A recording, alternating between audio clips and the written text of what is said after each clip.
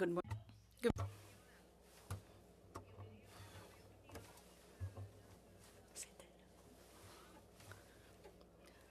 So I call this meeting back to order. Welcome to meeting number 40 of the House of Commons Standing Committee on Canadian Heritage.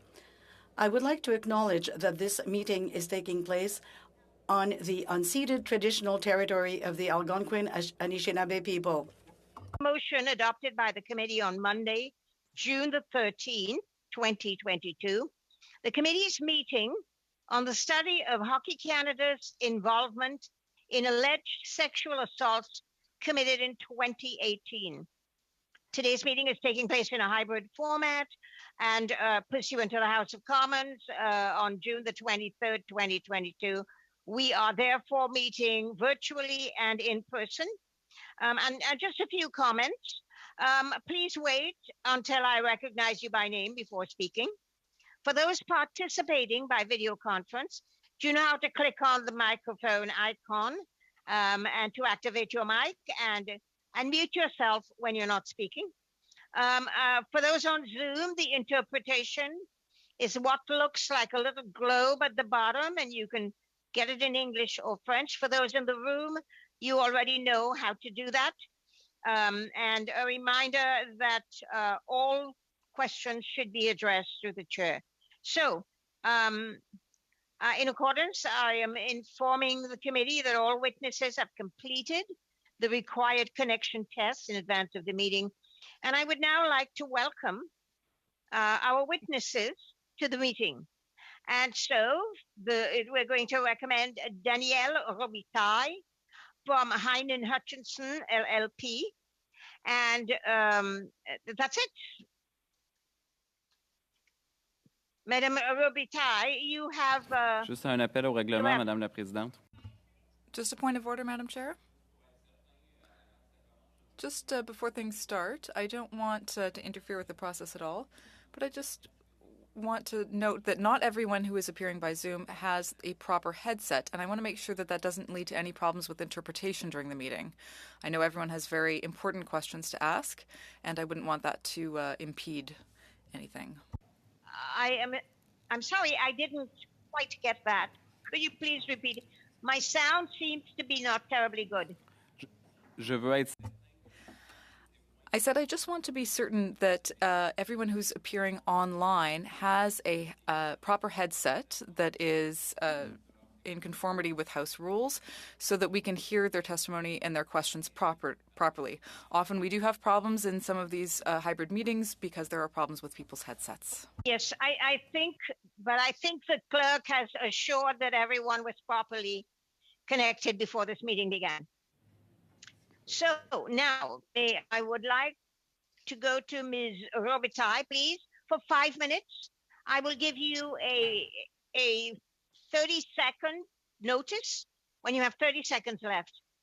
Thank you very much. Madam Chair, I can say that the committee staff did advise me that I had 6 minutes, and so I would be grateful for that indulgence, but I'll start my opening statement now.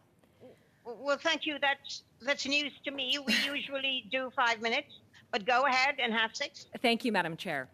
My name is Danielle Robitaille. I am a partner at the law firm Hennen Hutchison. On June 19th, 2018, Hennen Hutchison was contacted by Hockey Canada regarding allegations of sexual misconduct by members of the Men's World Junior Hockey team at an event in London. It was our view that the London police should be contacted immediately. Based on our advice, Hockey Canada reported the matter to the police. On June 21st, 2018, we were retained to conduct an independent investigation into the allegations and whether any players had breached the Hockey Canada High Performance Code of Conduct. I led the firm's investigation along with my law partner, Alex Smith. As this committee knows, independent investigations are frequently conducted by law firms for organizations facing serious allegations of misconduct. These investigations are conducted at arm's length in order to safeguard the independence of the investigation and to avoid potential bias.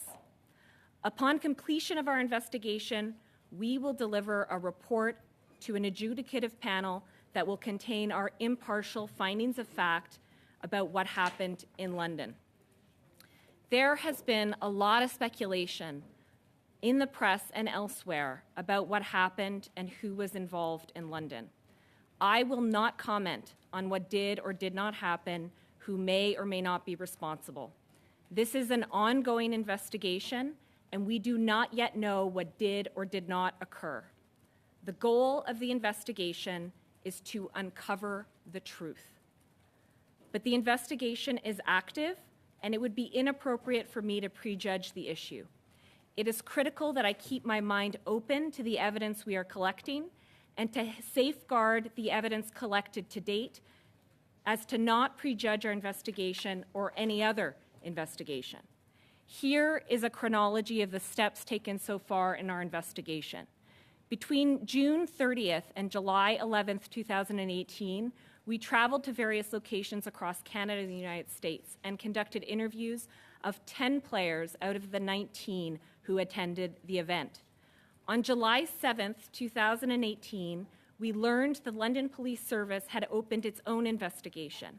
We continued our investigation as the police did not ask us to pause or stand down. On July 13th, 2018, 7 players advised that they would not submit to interviews with my office pending the completion of the police interview. Around that same time, 2 players conveyed a blanket refusal to participate in our investigation. I have since learned that they meant to simply defer their participation until the conclusion of the criminal investigation. Crucially, on July 13th, 2018, counsel for the complainant also advised that she would not participate in our investigation until the police investigation had concluded. Notwithstanding that the player conduct investigation was on pause, we interviewed coaches and staff to report to Hockey Canada on broader policy issues. We then delivered to Hockey Canada an interim report dated September 14th, 2018. The report identified policy issues that could be addressed by Hockey Canada while the conduct investigation was on hold. On February 7th, 2019, the police advised that they were closing their criminal investigation and no charges would be laid. We then contacted the complainant through her counsel to continue our investigation.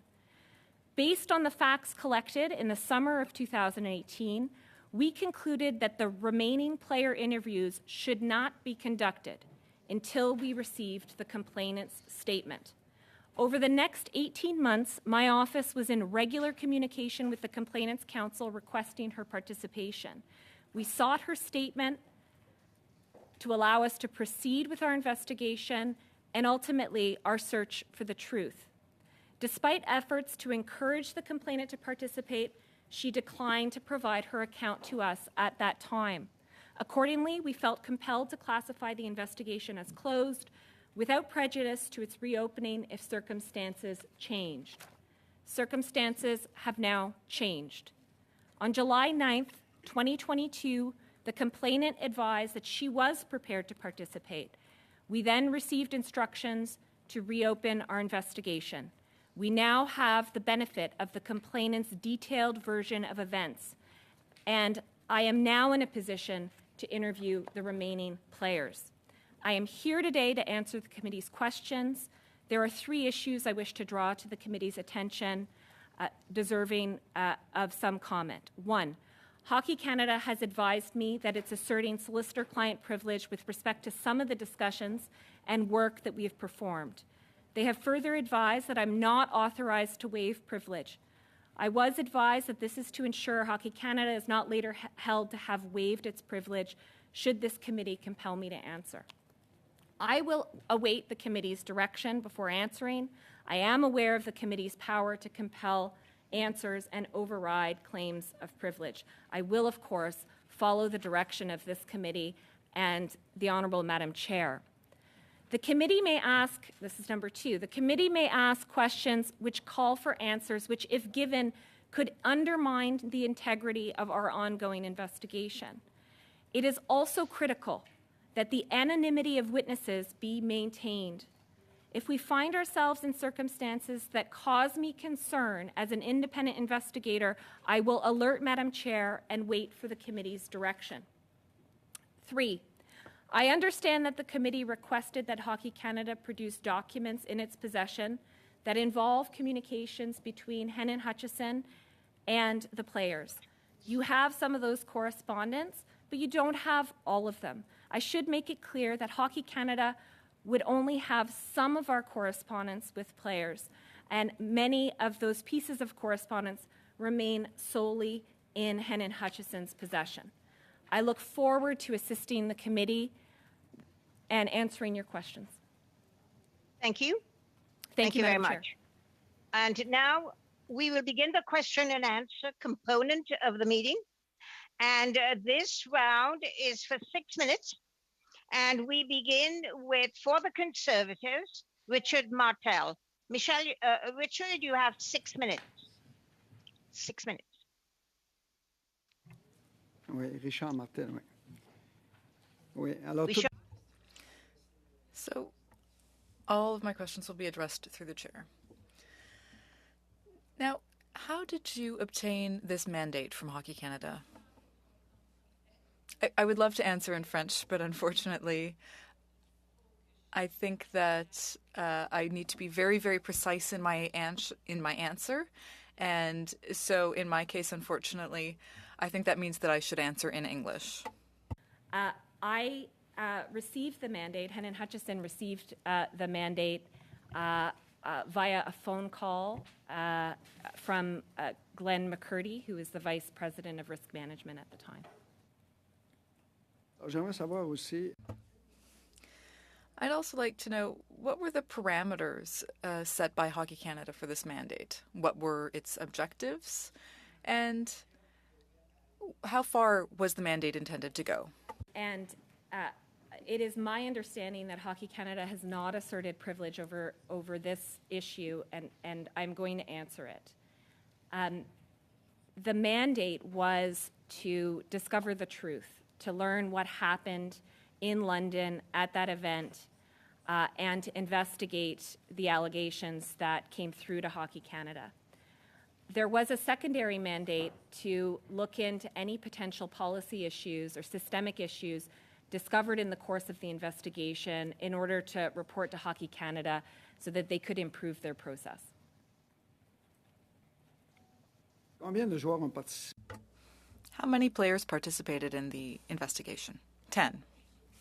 How many refused to do so? Well, as I hope I made clear in my opening, 2 of them refused at the time to submit to interviews. I've subsequently learned through correspondence with counsel that those 2 players did not intend to provide a blanket refusal, and that they were prepared to sit down with me at the conclusion of the criminal investigation. 7 players were very clear that they would not participate in interviews until the conclusion of the criminal investigation.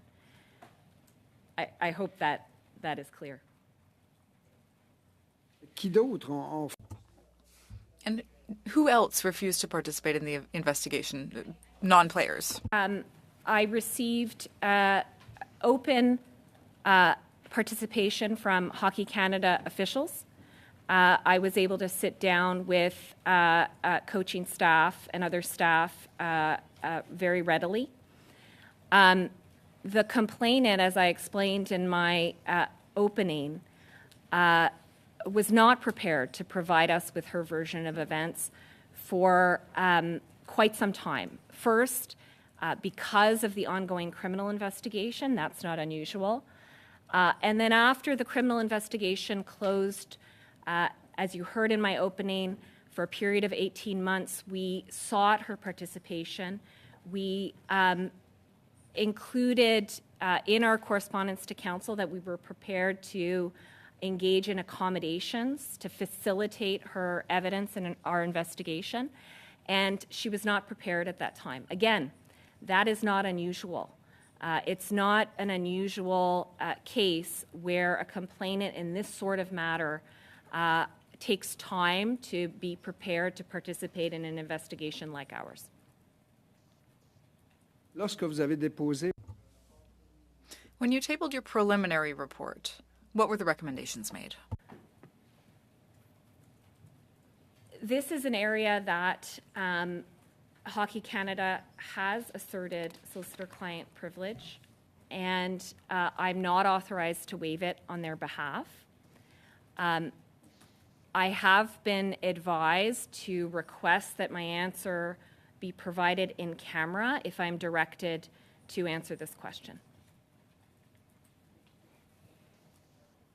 est-ce qu'on peut savoir c'était quoi Can we know what the directors or how the directors of Hockey Canada reacted when they read the report? Sure, I'm in the best position to answer that. My role and my mandate did not include the area of, shall I say, compliance in order to kind of follow through recommendations into implementation. My role is to provide independent, impartial recommendations that can be either accepted or rejected by an organization.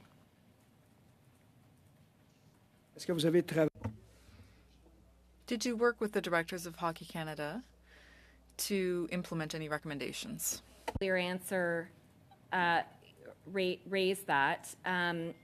I was not engaged to participate in implementation or compliance.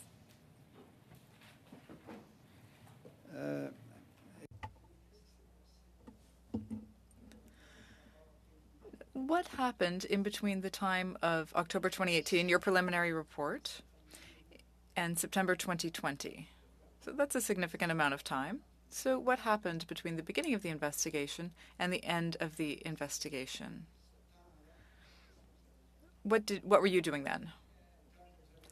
From October? Yes, you started in October 2018 until the end of 2020. What happened in that period? Sorry, the time is up. I gave a 30-second warning, so we will have to be able to answer that at another question, Ms. Robitaille. Now, we're going to go to the second question for 6 minutes for the Liberals. Anthony Housefather. Thank you, Madam Chair. Thank you for appearing today. Did you speak with anyone at Hockey Canada or its representatives to prepare for your testimony today? Thank you for the question. I can advise the members of the committee and Madam Chair that I sent a copy of my opening statement to Council for Hockey Canada in advance of my attendance here before you. Apart from that, I did not engage with Hockey Canada in preparation for my attendance today. Thank you. Was this the first mandate you have received from Hockey Canada? It was the first. Perfect. And when you were speaking with Hockey Canada during the course of the mandate, was your contact Mr. McCurdy, or did you ever have occasion to speak to Mr. Smith or Mr. Rennie or other members of the Hockey Canada staff? I dealt primarily with Mr. McCurdy. I did have an opportunity to participate in conference calls with senior leadership at the outset. I hope that assists. Have you ever presented your findings to the Hockey Canada board?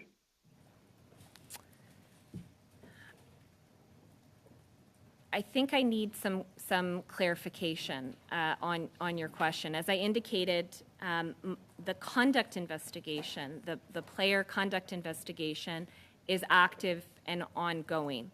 There would be no opportunity to present to the board since the investigation is not concluded. In relation to the interim report, I've indicated the date of its delivery. And this, again, is an area that I know Hockey Canada is asserting a solicitor-client privilege. Okay. I appreciate your clarifying at the last hearing. Hockey Canada was very confusing about how many players participated. So thank you for clarifying that it was 10 and the reasons the others did not. But let me ask, you are a very experienced counsel, after having identified those 10 witnesses, would it be true to say you have a very good idea of who the 8 men are that are alleged to have been in that room? Not to get into whether or not anything happened, whether it was true or not, but you would have a clear idea of who the people were, would you not?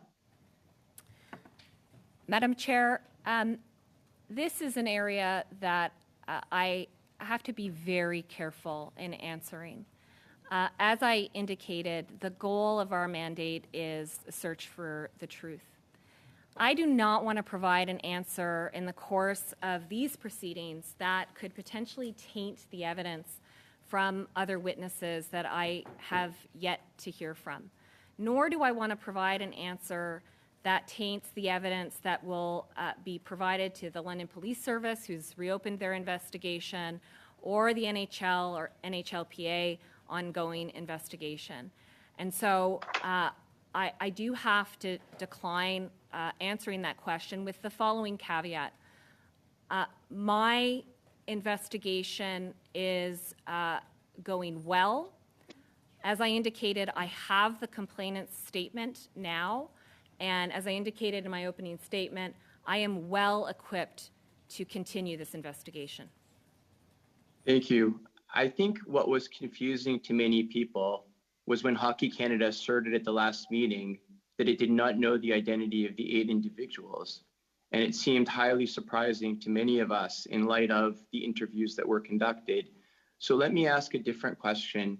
One of the other things that I think many were confused about was why players were not required to cooperate at the time and why no sanctions were imposed on those who don't. On June 20th, Mr. Smith testified that on the advice of our third-party investigator, we were not able to impose sanctions, presumably on those who did not participate, as they advised that we lacked due process for them. Given that Mr. Smith himself spoke to that and clearly waived privilege on that issue, would you kindly elaborate as to that answer, or whether you spoke to them about that and advised you could not require them to participate or not require them to be not allow them to be sanctioned because of due process issue?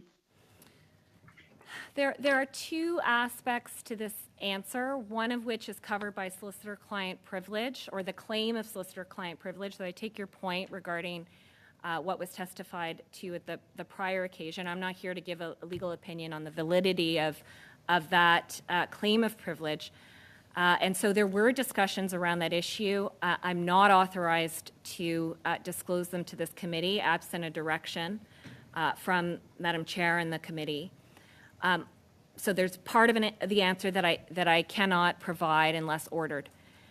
In relation to the second part of the answer, what I would say is, what it's important, I think, for the committee to understand is the issue of refusals had not crystallized at any point in my investigation. And that is because of the conclusion that I drew, along with my law partner, Alex Smith, and supported by my law associates at the firm, that I should not interview the remaining players absent the statement from the complainant.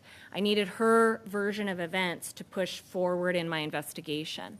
And so once the criminal proceedings concluded, I focused my efforts on speaking with complainants' counsel and attempting to facilitate obtaining that statement so that I would be equipped to move forward in my investigation.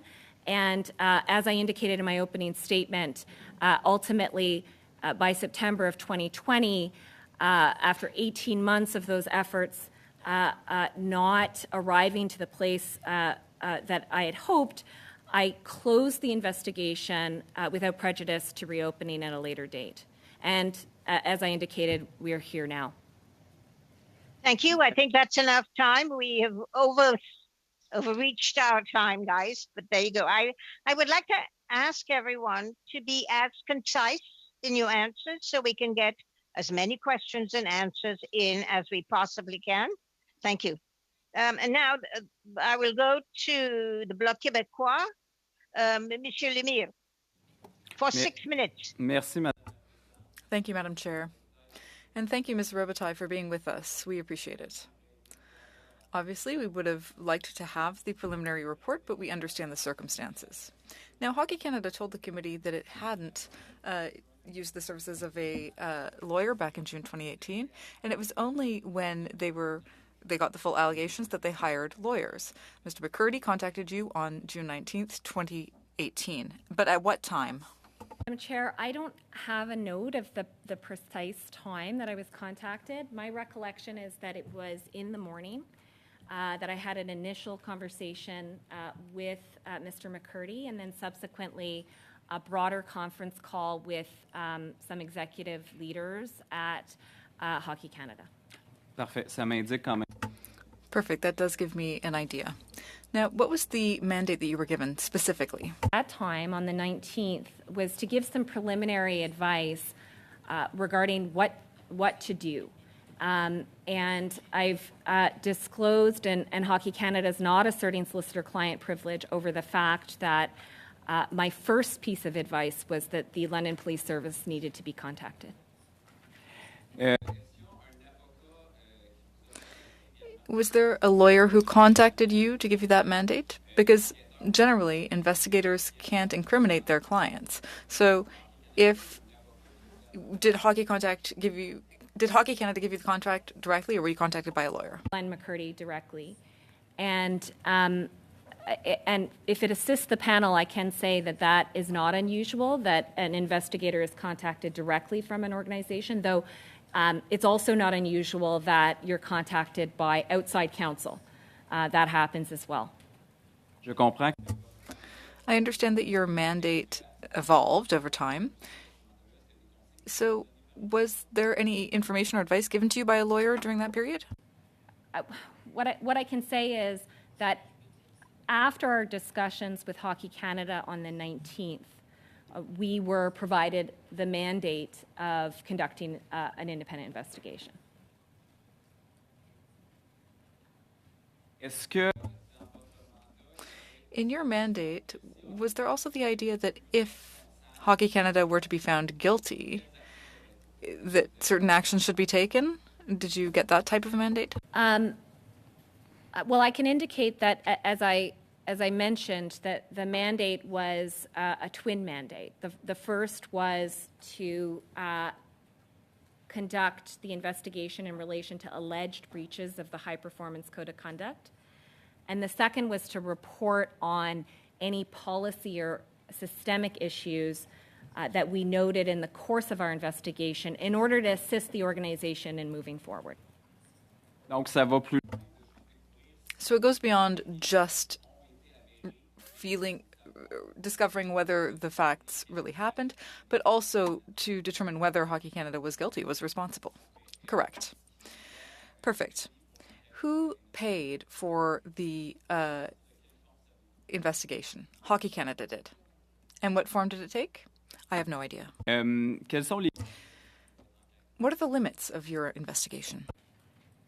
The way my firm conducts independent investigations is that there are no limits. The objective is to be arm's length and free of bias, and that means having a mandate that is explicit in its independence from the source organization.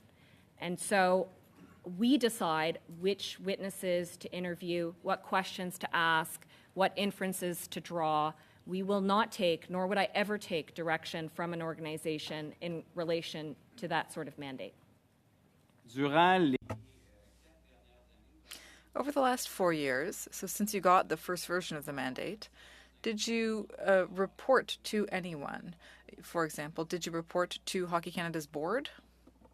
Well, I can say, I don't think this is covered by solicitor-client privilege. I hope the committee appreciates the difficult circumstances I find myself in. I can say that I've never appeared before the board of Hockey Canada, and nor has anyone in my firm. Est-ce que vous... Did you have any discussion about appearing before the Canadian Hockey League or any of its directors? I'm very sorry. Donc, ma question est, est-ce que...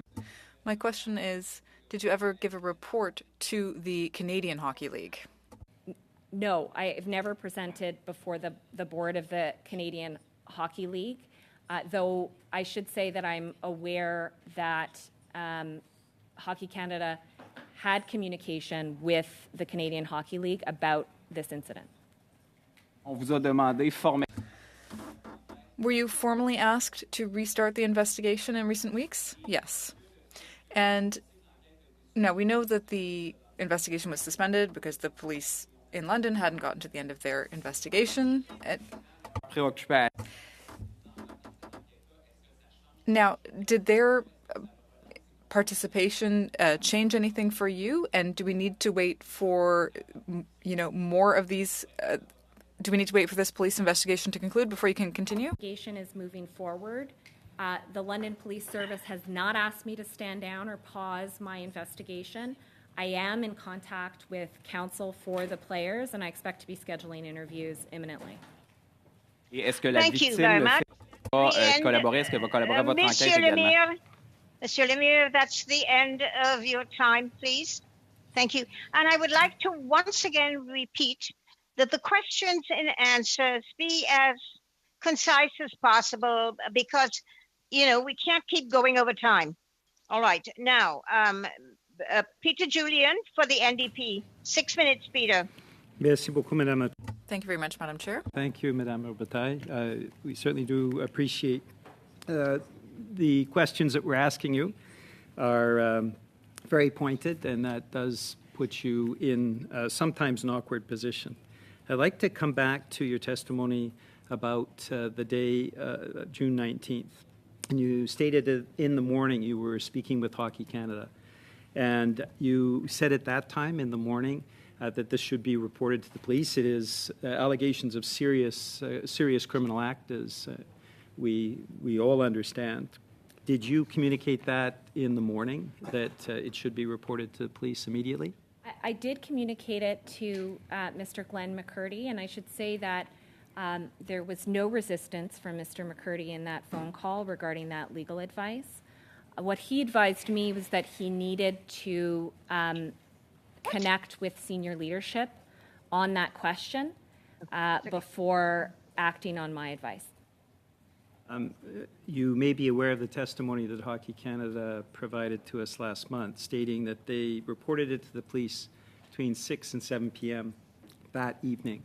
Are you aware of what happened between the morning when you were offering the advice that it should be reported immediately and Hockey Canada finally reporting it to the police in the evening? All I can say is I am aware that Mr. McCurdy did connect with his colleagues in senior leadership positions at Hockey Canada in that time. In terms of what else occurred internally at Hockey Canada, I cannot assist the committee.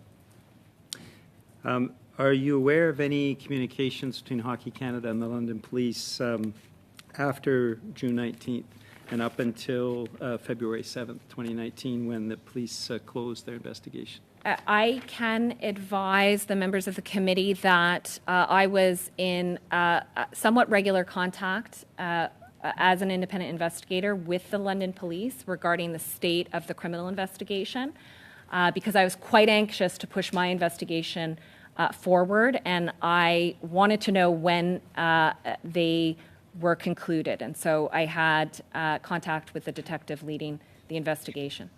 On a regular basis? That's every few weeks, every month? It took some time, and initially I know that there were vacation issues in the summertime at the London Police Service that impacted their timeline. I can't, sitting here, recall exactly the intervals of my check-ins with the detective, but I would say it was regular. And Hockey Canada was also speaking with the London Police? I'm not sure. I was conducting my independent investigation. Okay, thank you.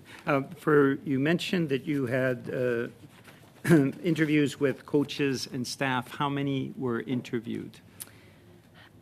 That is a question which elicits an answer over which solicitor-client privilege has been claimed. I'm not authorized to waive the privilege on behalf of Hockey Canada. I understand that I can be directed to answer the question.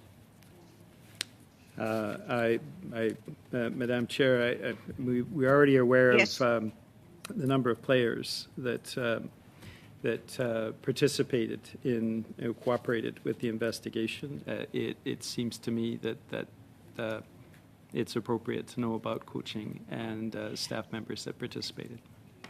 Yes, I will direct the witness to answer the question. We're not asking you for names. We're just saying how many, a number.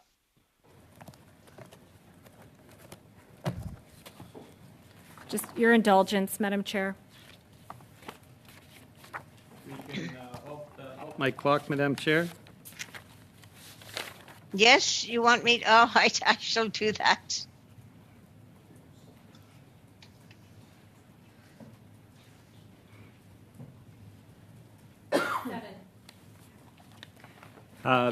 That is coaches and staff? Yes. How many were coaches? I won't be able to answer that, unfortunately. You don't have that information? I don't have it in my head. Okay. Thank you. The remuneration issue, I wanted to come back to that. Has the National Equity Fund ever been mentioned to you as being paying Ann Hutchinson for the investigation? The source of funds from Hockey Canada that were directed to pay my fees has never been discussed with me. And the National Equity Fund has never been raised as a source of funds? Never. Okay. Your Hennon Hutchinson does corporate investigations. You say on your website, quote, you need to get to the truth. Is not compliance part of normally what Hennon Hutchinson does to ensure that there is a compliance following the investigation, to ensure that the corporation or the organization involved actually follows the guidelines that are a result of the investigation? That can be part of a mandate that's usually set out at the outset of the engagement. If it assists the members of the committee, I would say anecdotally that often that will be in smaller organizations that don't have a full legal department and the infrastructure required for an implementation phase of a process. 30 seconds.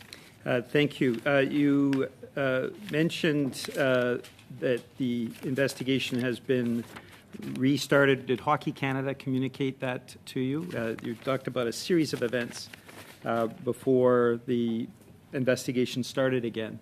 Who instigated? Was it you going to Hockey Canada saying we now have the cooperation of the victim, or is it Hockey Canada communicating with you? I learned from outside counsel for Hockey Canada that the complainant was prepared to participate in our investigation. Thank you very much. I think the time is now well over.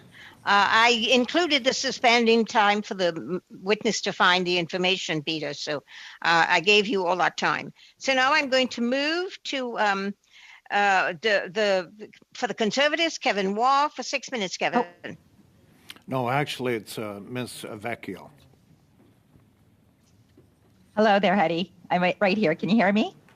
Oh, so it's you, Karen. Oh, sorry, Karen. I have Kevin Waugh for some reason. Sorry about that. It's all good. We look a lot alike, so I understand. I know you do. That's why I got confused. Yeah. No problem. So thank you very much. And I'll just get directly to my lines of questions. It was reported that lawyers representing 7 of the members of the 2018 World Junior Hockey team were never asked to sit down for interviews or provide statements. Ms. Robillard, is that correct? I'm sorry. I'm having a very difficult time hearing you.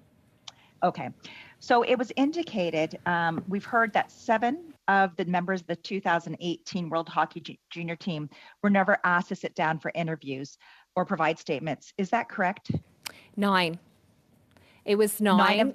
Madam Chair, it was 9, and that's as a result of what I indicated previously. I did not yet have the complainant's statement, and I was not prepared to interview those players absent the complainant's version of events. Thanks very much. And so that's what you indicated, is that until you actually conducted the interview with the complainant, you decided, or it was decided, that investigating or asking questions to these other players wouldn't make any sense. Can you explain to me, I guess part of that issue to me is these people, we know that they're sitting there and that they have not been involved in questions, and you've decided not to ask the because of the young woman not wanting to testify, you've decided not to go forward with these young men. I guess that's part of my question here. Why not? Thank you. I won't be able to answer this question in as much detail as I could if the investigation were complete. What I can tell you is based on the information that I collected in the summer of 2018, that is an investigative conclusion that I came to.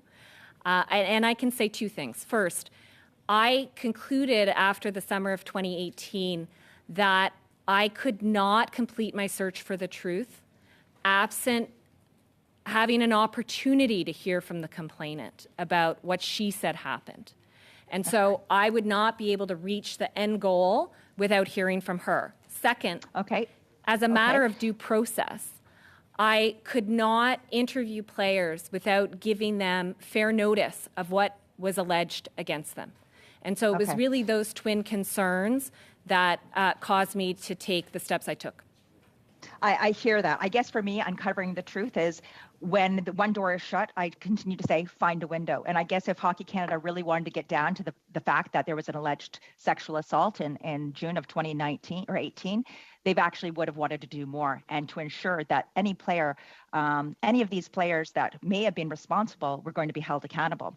I think those are some of my concerns. One of my concerns as well is some of these players or whoever may have been involved, they may now be coaching. These are young men are mentoring our own next generation of young hockey players. So that's a huge concern of mine that we kind of just wiped our hands clean and walked away from this, that because the women didn't come forward, that the men still weren't going to be held accountable, yet they're getting to wear the maple leaf on their shirt. I just don't think that, to me, good hockey players is not all we need. We need great people on that ice as well. So I'm really hoping that Hockey Canada will take that into consideration. When reaching out to the players, I know some had said that they weren't. How long did it take for you to reach out to them and then them to get back to you when you started this investigation?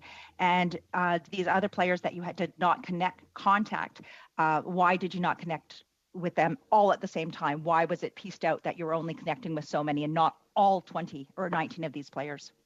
Thank you, Madam Chair, for the opportunity to clarify. All of the players were contacted at the same time. On June 26th, letters went out from my firm to all the players. And we received a healthy response from the majority of them and started the process of scheduling interviews. Can you explain to me a healthy response? The majority of them got back to us immediately to schedule interviews. Some interviews were scheduled and canceled once the London Police Service investigation got underway. Okay. And you had indicated, I mean, we're looking at these being CHL players playing for Hockey Canada. So did you have any contact whatsoever with CHL coaches that were across that may have been coaches of these players at that time as well, or any of these organizations?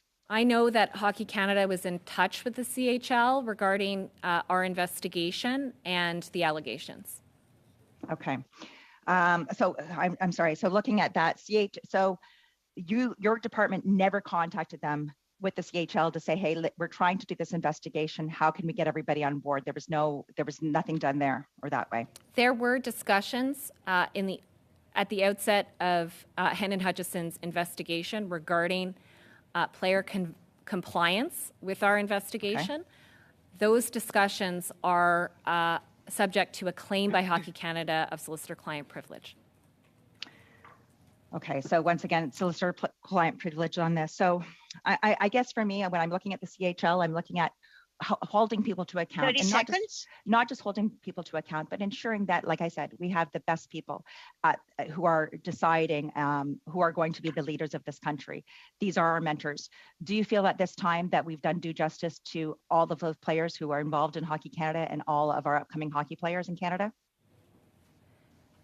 I'm not sure. 15 seconds. I'm not sure I understand the question. I can indicate that I am laser focused on my conduct investigation. Okay, thank you very much. Thank you. I now go to for the Liberals for 6 minutes. Lisa Hepner.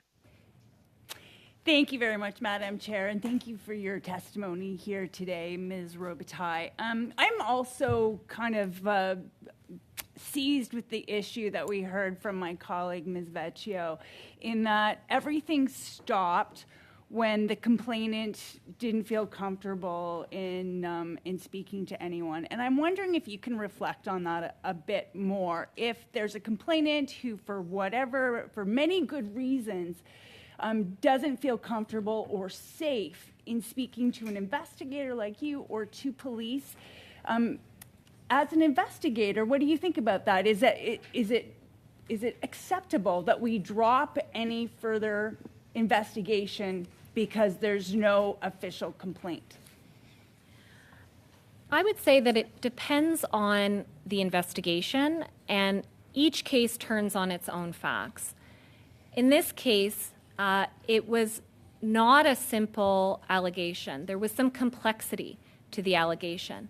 And the complexity involved also the interviews that I was to conduct.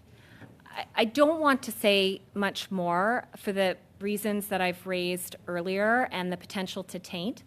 But I would say that an investigation of breaches of a code of conduct is different from, say, researching for an article or for a publication in a newspaper.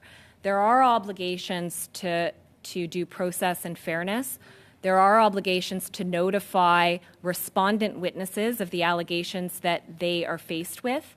And so it's not a matter of simply walking through every door and opening every window. There is a gold standard in terms of how one proceeds through these investigations.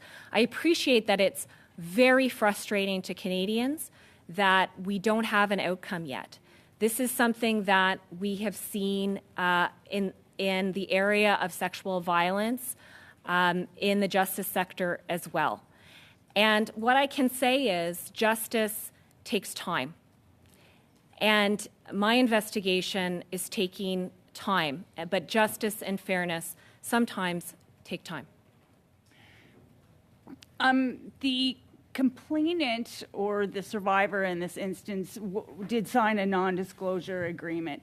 Did that play any role in your investigation? Because if we look at the non-disclosure agreement, she wasn't supposed to talk to anyone. Like there's no police or investigator exclusion from that non-disclosure agreement. Would that have played a role in her potential hesitance to speak to anyone? I've never seen that document, so that's number one. I do have knowledge that that's a document that came into play in the spring of this year. And so it would not have had an impact in the difficulty that I encountered in obtaining her version of events earlier in the chronology. But as I've indicated, and I was not involved in the negotiations of the civil suit, as I've indicated, she's prepared and indeed participating in my investigation. Thank you. Since you've resumed your investigation, do you have any sense of how many of the 19 players will be willing to speak to you and participate in the investigation? I know, Madam Chair, that the committee has been provided with correspondence from a group of 8 counsel who represent 8 of the remaining 9 players that I have yet to interview. They have expressed concerns about my investigation, particularly as it relates to comments made by politicians and members of Hockey Canada. They have a concern that the issue's been prejudged. I am attempting to address those concerns and assuage those concerns, and I hope that I will receive voluntary compliance with my investigation. However, I have also been equipped with the tool that should a player not participate in my investigation, Hockey Canada has advised me that they will receive a lifetime ban in participating in Hockey Canada, and that would be conveyed to them and made public. So just to clarify, there are repercussions this time if a player does not participate in the investigation. That's correct. in your experience in conducting investigations, was there anything unusual about this investigation? Any unusual parameters or expectations or direction given by Hockey Canada that you would say is somewhat different from other investigations that you've conducted? No. I am sorry, that answer will have to come to someone else at another time because we have run out of time here, and we're going to run out of time at the hour. I have two more questioners, and that is going to be Monsieur Lemire for 2.5 minutes, and then Mr. Julian for 2.5 minutes before we end this session. So please be concise. Merci, Thank you, Madam Chair. Ms. Robitaille. Now, the victim said that she was ready to collaborate recently. Is that true? Yes. Good. Now, the first investigation that you did was called a preliminary report. At that time, was that considered a report that was complete and exhaustive?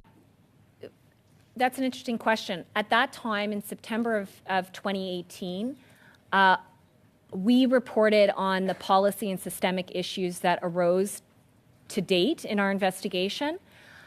It may be that once the conduct investigation has concluded, there are additional policy and systemic issues that, as an independent investigator, I conclude I want to raise with Hockey Canada. I may do that. Donc, je comprends que vous... So, in September 2018, you were paid for this report, and it was considered final and complete. You didn't have a mandate to go further. Is that correct? And Hockey Canada moved on to other things, in fact. That's yes or right. No, please? Sorry, Madam Chair. I'm sorry, we have a very little time, so just be as quick as possible with your answer, yes or no. Thank you. You. Thank you, Madam Chair. I want to be... Continue, Mr. Lemire. Merci. Donc, vous avez été... So you were paid for that investigation as though the investigation were complete based on the 2018 events. And then who asked you to restart the investigation in 2022 and at what time? Received word through outside counsel. The complainant was willing to participate. I reached out to General Counsel Sean Kelly and asked for instructions that I reopen my investigation, and I obtained those instructions. Donc, vous... So you received a new mandate. Same mandate. Search for the truth. Est-ce que... Was that mandate modified? Was there anything that was different? No. Was there any communication with the Canadian Hockey League and those teams that would restrict their players from participating? I don't think that's relevant. Est-ce que vous avez... Did you question the security people who were responsible for the players at the hotel? I want to be very careful about the details of my investigation. I can indicate that I reached out to a number of witnesses and I obtained a range of evidence. Est-ce que vous avez communiqué avec David? Did you communicate with David Andrews, who was the president of the American Hockey League at the time? Thank you, Mr. I never spoke to that person. Merci. I'm sorry, the question is ended. I will go to Mr. Julian for 2.5 minutes. Thank you. Thank you, Madam Chair. Did you hear about the shocking allegations around 2003? Allegations of gang sexual assault. Did you hear about them at the same time as we all did through the media? Correct. Okay. So there's nothing internally heard about prior to that? No. We have, with Hockey Canada, sadly, a history of not following through on recommendations. We think about the anti-sexual abuse recommendations that were supposed to be put in place by Hockey Canada. They were not put into place. Anti-racism tracking, which was committed to a couple of years ago, has not been put into place. You are preparing recommendations for systemic change within Hockey Canada.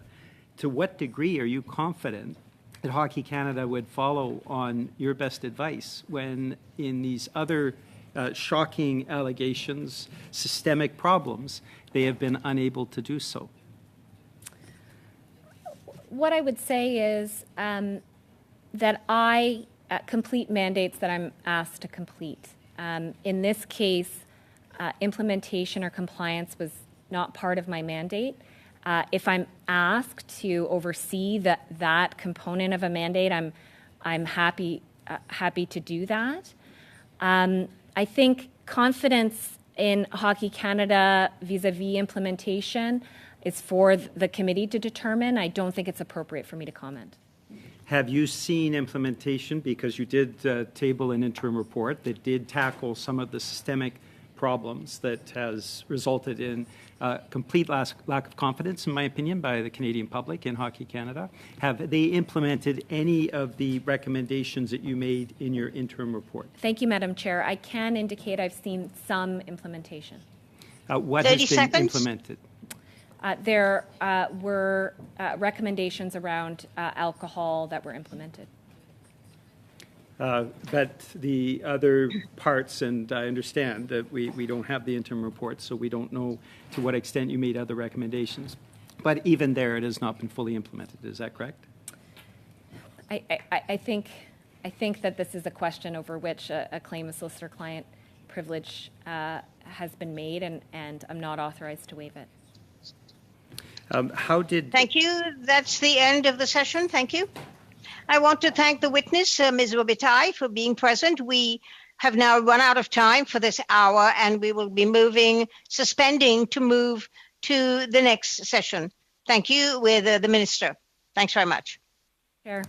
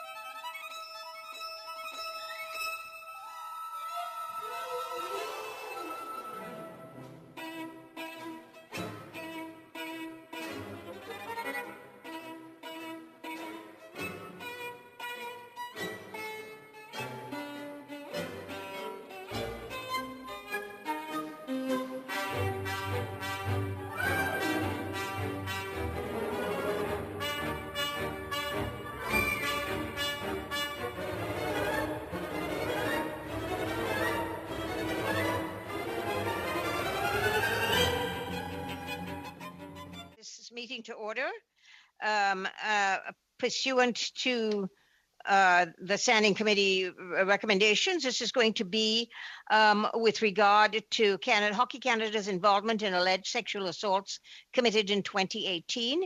And for this hour, we have appearing Michelle Rust, Senior Director Programs, Sports Canada Branch, and Madam Isabelle Mondu from that department. Mr. Rust, you specifically were asked to come to replace someone else, and we therefore would like to give you 6 minutes to begin, and then we will move on to question and answers. So begin, please.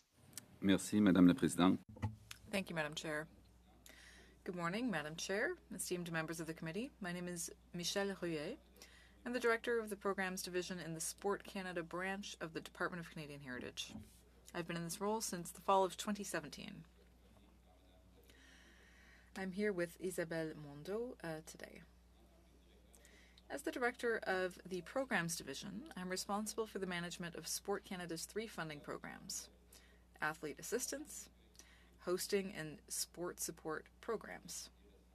I'm also responsible for interacting with federally funded national sport organizations, Hockey Canada being one of them. First, I'd like to explain the process of how Sports Canada receives notifications of incidents of harassment, abuse, and discrimination, and also exactly when it became a requirement for national sports organizations to disclose those incidents to Sport Canada. The disclosure process came into effect in June 2018, following a ministerial announcement by Minister Duncan about stronger measures being put in place by Sport Canada to help counter abuse in athletics. Namely, federally funded sports organizations were to take all necessary measures to create a workplace free from harassment, abuse, and discrimination of any kind.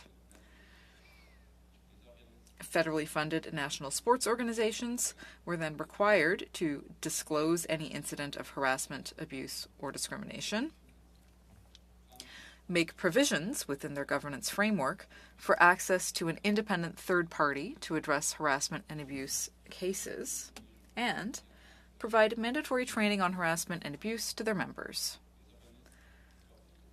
Sport organizations were also required to have a formal policy to address harassment and abuse in order to receive federal funding. Following the announcement of these new requirements in 2018, federally funded sport organizations began to disclose to Sport Canada incidents of harassment, abuse, or discrimination. This is in June 2018. I'll take a moment to describe the disclosure process for you. The Sport Canada program analyst is advised by a given national sport organization that an incident has occurred. This information is then conveyed to the program analyst's manager, director, and director general. It's then entered into a tracking document, and statistics relating to the number of cases and sports involved are then communicated to higher levels. On some occasions, allegations have been communicated by other stakeholders and to various departmental officials. When this happens, the program analyst checks with the organization to confirm the information. The role of the program analyst is to ensure federally funded sport organizations have appropriate policies and independent processes in place, and that when an incident is disclosed, to ensure that organizations activate their internal policies, and that complainants have access to an independent third party to review complaints and conduct investigations, or else that they are referred to the relevant authorities. Sport Canada does not have the mandate or authority to conduct investigations into incidents. Disclosures include minimal information, and in accordance with the Privacy Act, they do not include the names of any individuals unless they're already in the public domain. Thank you, Madam Chair. And I'd now be pleased to answer questions.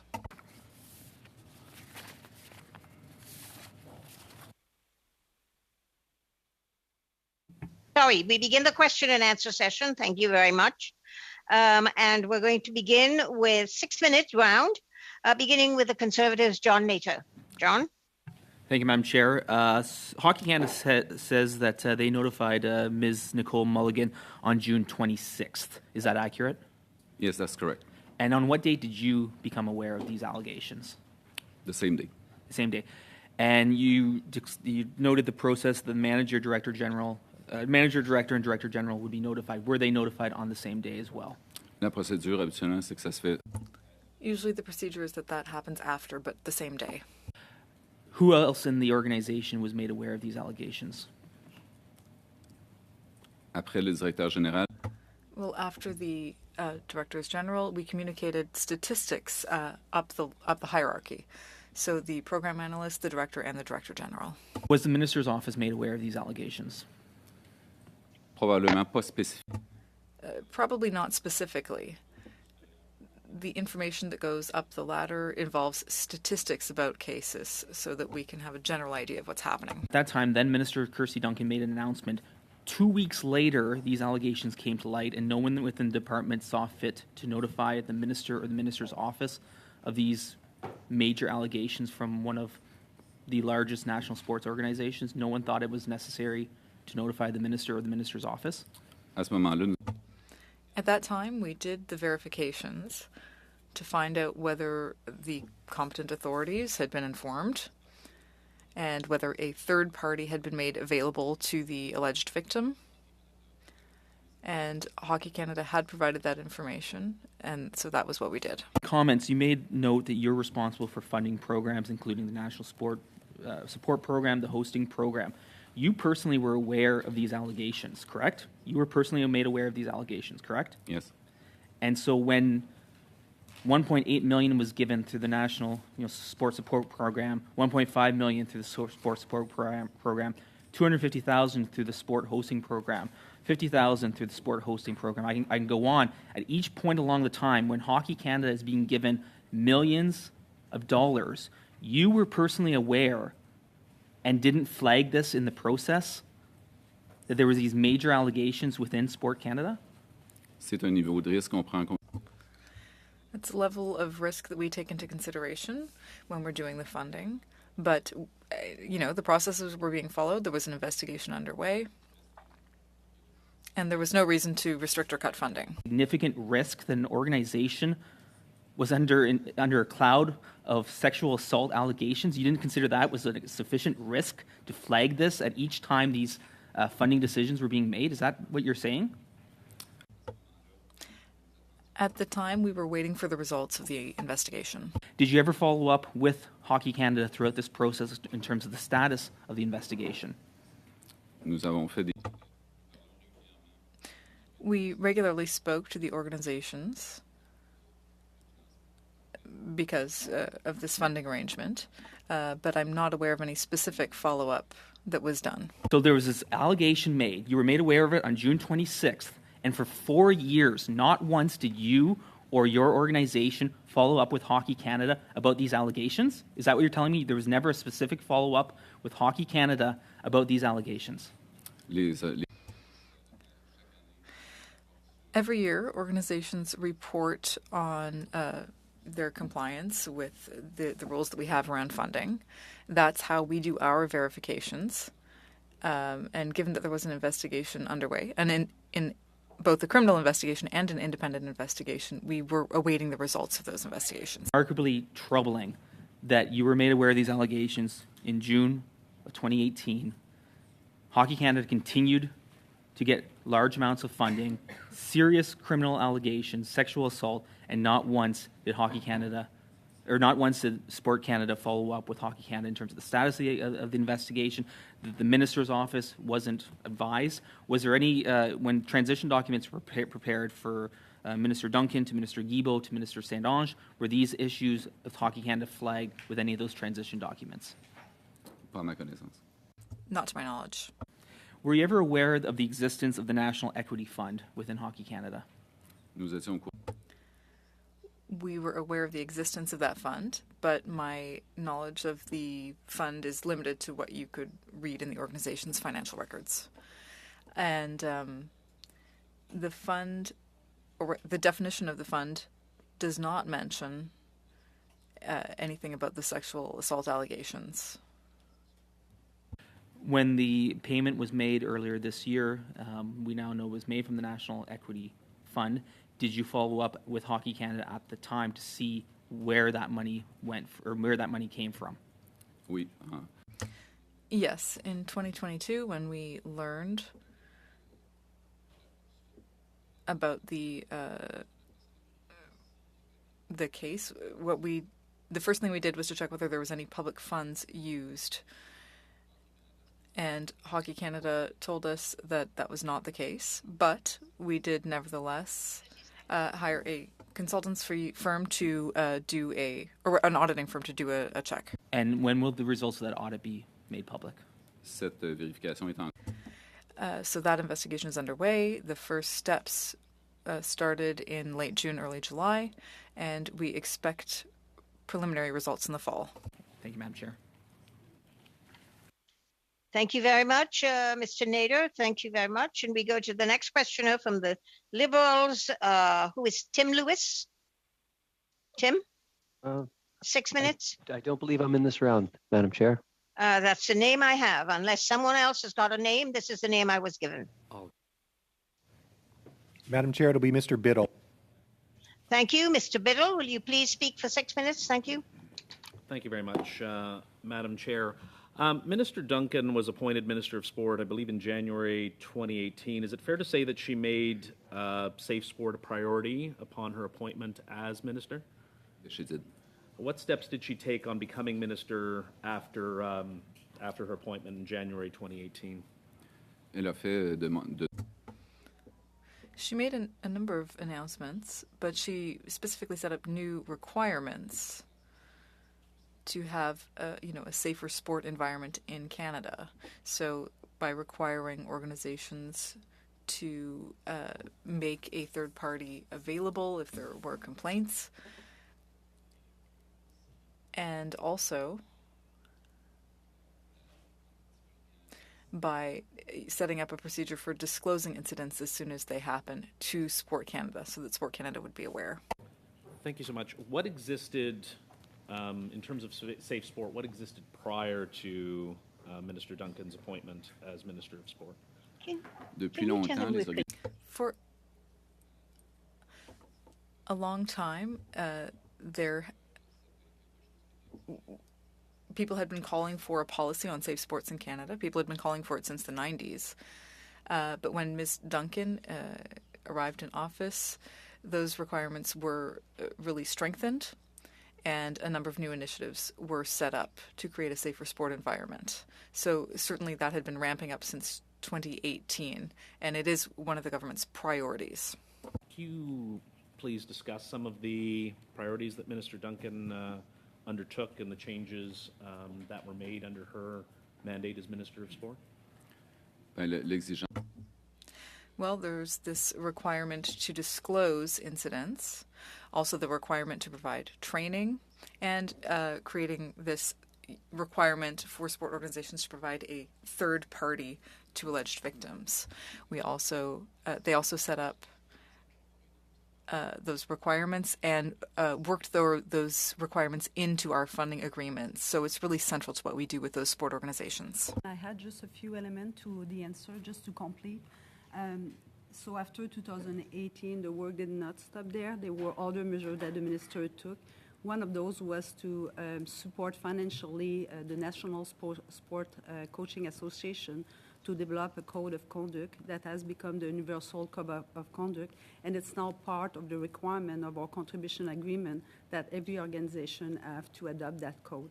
What that code does is it states clearly for each organization what are the expectations in terms of safe sport. So that was something else that the minister support financially. I also want to point out that at the time she conveyed with the sport sector a national conversation, and there was another element that was felt necessary and that the minister started to initiate, which was to have another independent third party. So my colleague talked about every organization having the ability to have a third party, but what the minister initiated at the time is to have another body that will act as an independent third party from the organization, because we heard from athletes that they didn't always trust the internal third party. This body was established and announced in the summer of 2021 by Minister Guilbeault, and have started operating as of June of this year. as a body where every organization can now refer their third-party case. And the minister has indicated that she wants, the current minister has indicated that she wants to make that mandatory for all the organization. So that's part of this continuum of increased measure. And I also want to mention maybe that Minister Saint-Onge, and she will talk about that too, in June announced that she's going to look at the contribution agreement and see what else we can put in order to even increase the reporting, and that will include governance, accountability, and better follow-up for safe sport. Thank you. Thank you. In terms of these organizations, the sports organizations or private organizations, what legislative structures exist in Canada to regulate these organizations? Pour les organisations à but non lucratif. For nonprofit organizations, it's the Nonprofit Organization Act, which is governed by Industry Canada. So that's who sets the standards for those organizations. Nothing specifically related to Sport Canada and its ability to regulate, direct, and control these organizations, except for funding arrangements? Exactement. Exactly. The relationship that we have with those organizations is essentially a funding one. So the government spends the money, and that then there are parameters set based on funding agreements with the organizations. The minister's power is, to do financial audits and to enforce the requirements. But that's it. So in terms 30 seconds. So in terms of the current minister's actions, in terms of requesting an audit or ordering an audit, that was the scope of her power to act in this particular instance?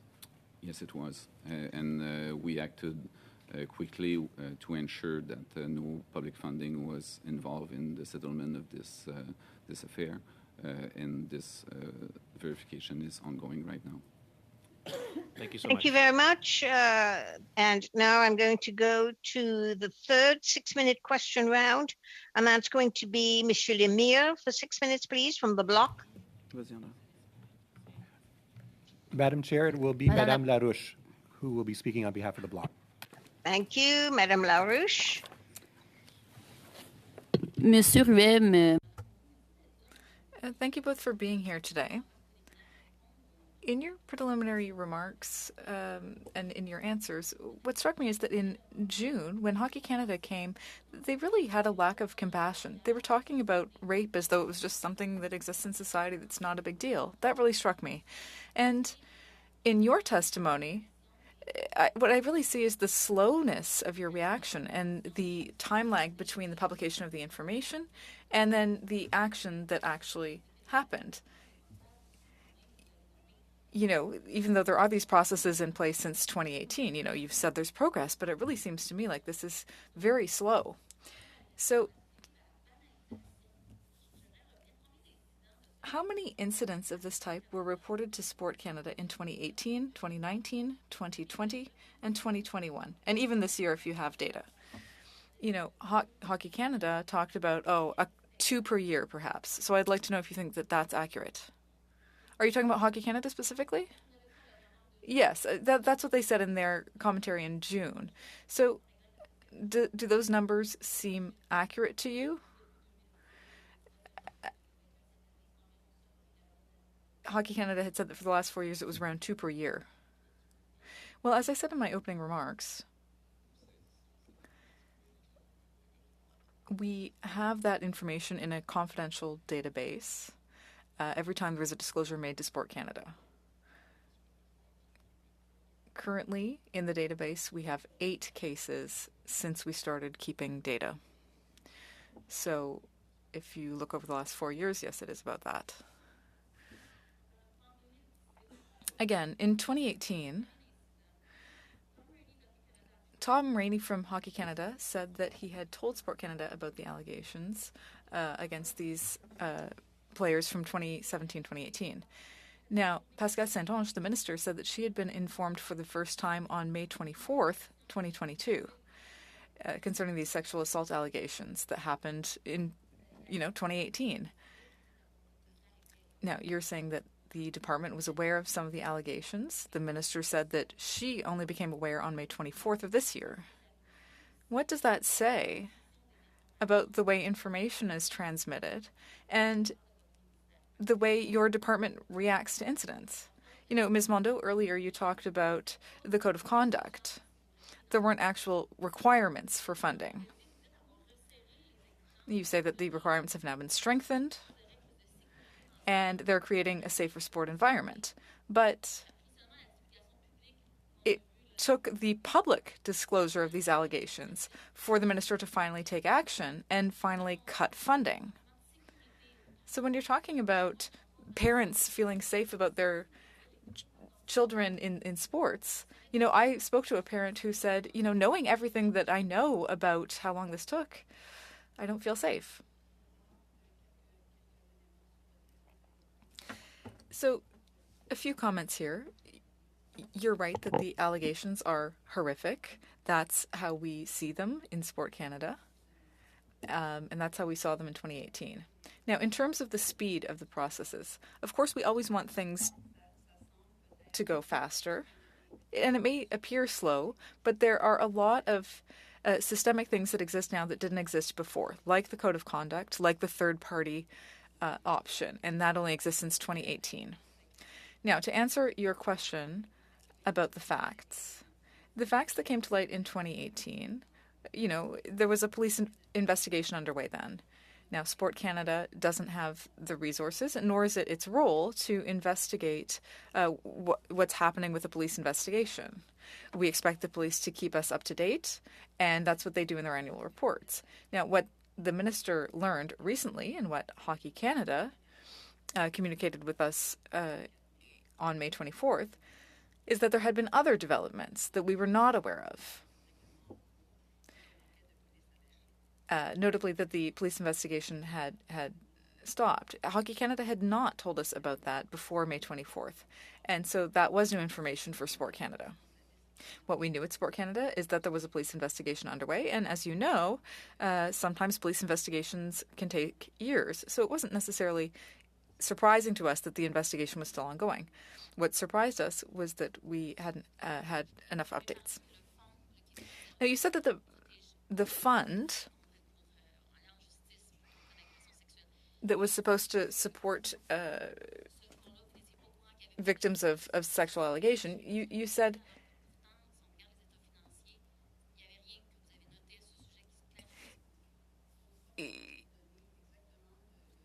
what were the specifics of that? Well, I'd be happy to give you the text of the annual report.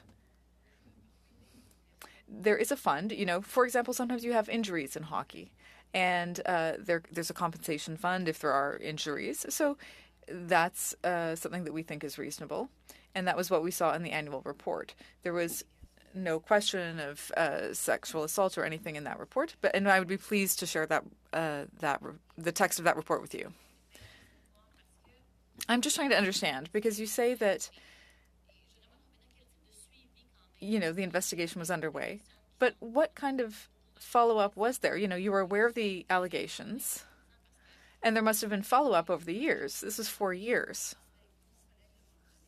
Well, as my colleague said, technically, these organizations now have an obligation to disclose. So should we have followed up over and over saying, do you have anything new? Do you have anything new? Maybe, but it is their responsibility to communicate with us. The onus to disclose is on them. But perhaps in the future, you know, this is something that the minister has announced, is that, you know, we may try to make those requirements more precise so that there is more of an obligation to disclose more proactively. Thank you very much. That's the end of this round, Ms. LaRouche, and then we're going to go to Peter Julian for 6 minutes, Peter. Merci beaucoup, Madame la Présidente. Thank you very much, Madam Chair. I increasingly have the impression that there's been a failure here to protect athletes and to protect victims. I think that people are increasingly frustrated and Canadians are losing trust in the system. Mr. Rouillet, you said that the Office of the Minister was probably informed once the allegations of sexual assault were provided to Sport Canada. But who in the Minister's office would have been informed specifically? I don't have the answer to that question, Madam Chair. The process for disclosure is that the information goes up to the Director General and the statistics are communicated up the ladder, but I can't comment on any specific discussions that would have happened. So who would know? Who should we be summoning to the committee to answer that question? Who would have known?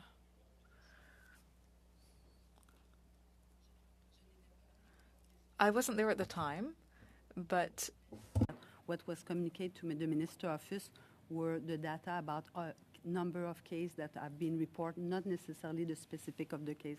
That's my understanding from my colleague testimony. Well, he said probably the Minister's office was informed. So it would be good to know who was informed. And if you can't answer that question today, I think the committee would like to get an answer in the coming days. Second question. Concerning the cases of sexual assault, there were a lot of victims, and it was a very serious case. Now, national sport organizations are all supposed to have a program in place to fight harassment, and they're supposed to have independent officers to deal with cases. And there's supposed to be an independent process in place so that people can complain, file a complaint if there is the need to do so. How many of those national organizations actually comply with all of those requirements? So it is a condition of funding. So all of the organizations provide annual reports on this. And we recently started a new innovation to really see what the state of things is. We should get results on that later this year. So you don't know. You don't know how many national organizations are actually complying. It's been 20 years. No, all organizations do have to have those requirements in place. Well, I know they're supposed to, but you're saying that you can't verify if they're actually doing it. No, excuse me, Madam Chair. What I'm saying is that they need to have those requirements in place in order to obtain funding. And we're starting a new innovation to see if we can do even better, to see if we can repair any shortcomings in the system. So you're telling us that all 60 organizations have this independent program in place, have an independent officer to deal with harassment cases, and they have an independent process to deal with it? The requirements that we have in our funding plans is that complainants need to have access to a third party if they do have a complaint. So that is a requirement. I understand it's a requirement, but I'm saying, how does Sport Canada verify for compliance? If the organization says, oh, yes, we have all of this in place, but, you know, they also have these complaints, so they're failing. How does Sport Canada verify that all of these organizations are actually doing what is required? These organizations have these requirements. Now, do they respect every detail? That's something we're going to look at. That's not my question. My question is very simple. How does Sport Canada check that all of those things are actually being implemented? The organizations report annually as part of their funding agreements. But you don't do verifications. That's my point. If the organization says, oh, we did everything you asked, that's enough for you. There's no follow-up. There's no verification by Sport Canada. Well, that's what we're setting up now. Okay, well, I think that's the problem. Canadians have lost confidence. They've lost confidence in Hockey Canada. They're losing confidence in Sports Canada because we're not seeing the kind of attentive follow-up that actually means that these policies that are put into place are more than just vague words. And that's why we're seeing the number of victims that have come forward. We're certainly seeing with the 300 gymnasts We're seeing with the 24 academics that wrote to this committee today saying that things need to fundamentally change to protect athletes and protect other victims from sexual abuse, from sexual assault.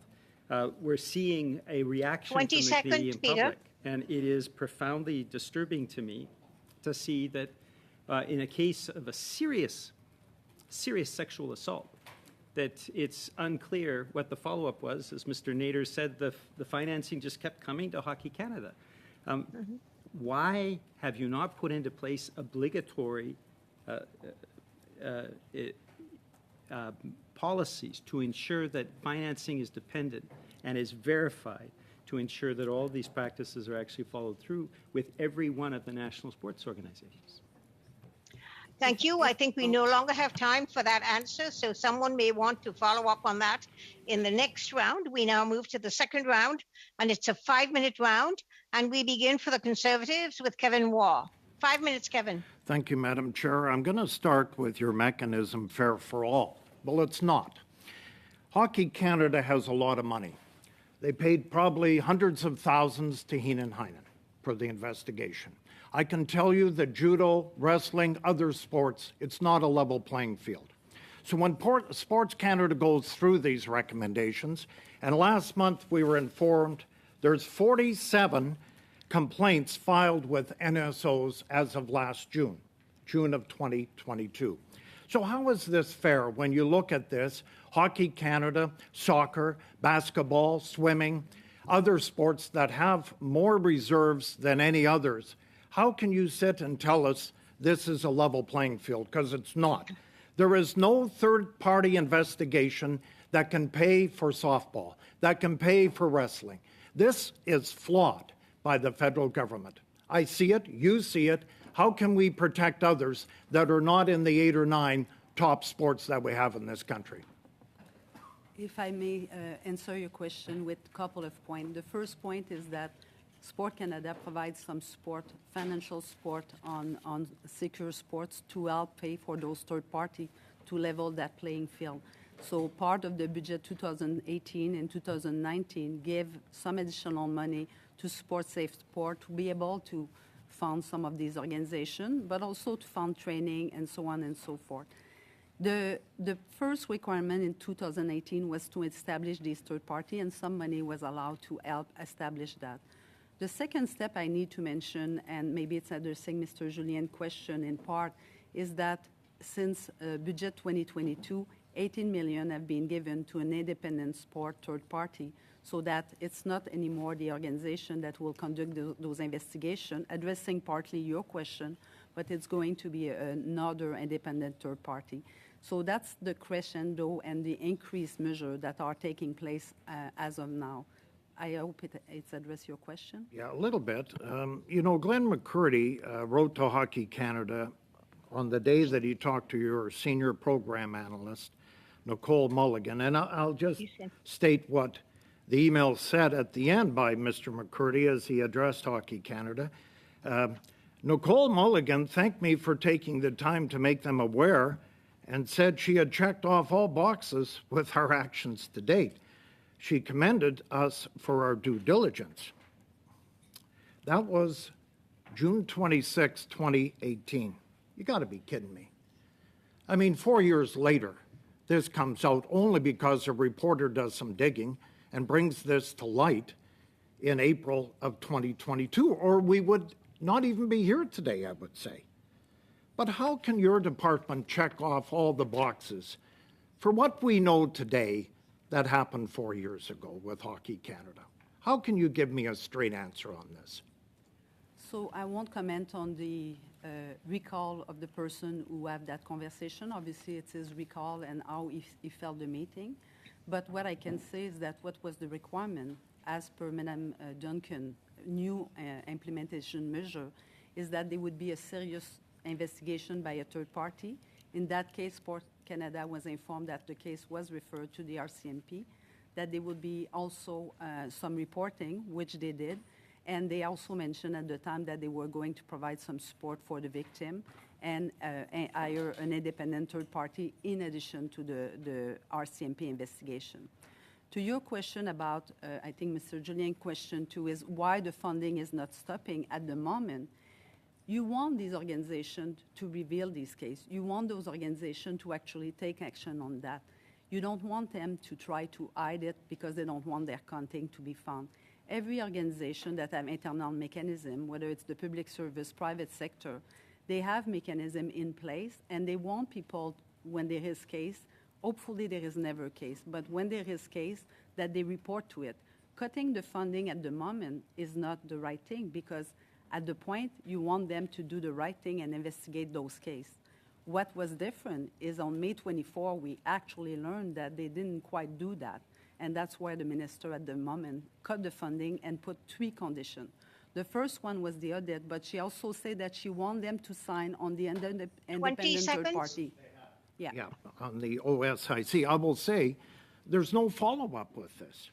You know, there is no follow-up with Sport Canada to the hockey or other investigations, you know, and it's just left in the open. And here we are 4 years later asking questions that could have been avoided in the last 3 years. Maybe we would have found some answers in 2018 instead of being here today in 2022.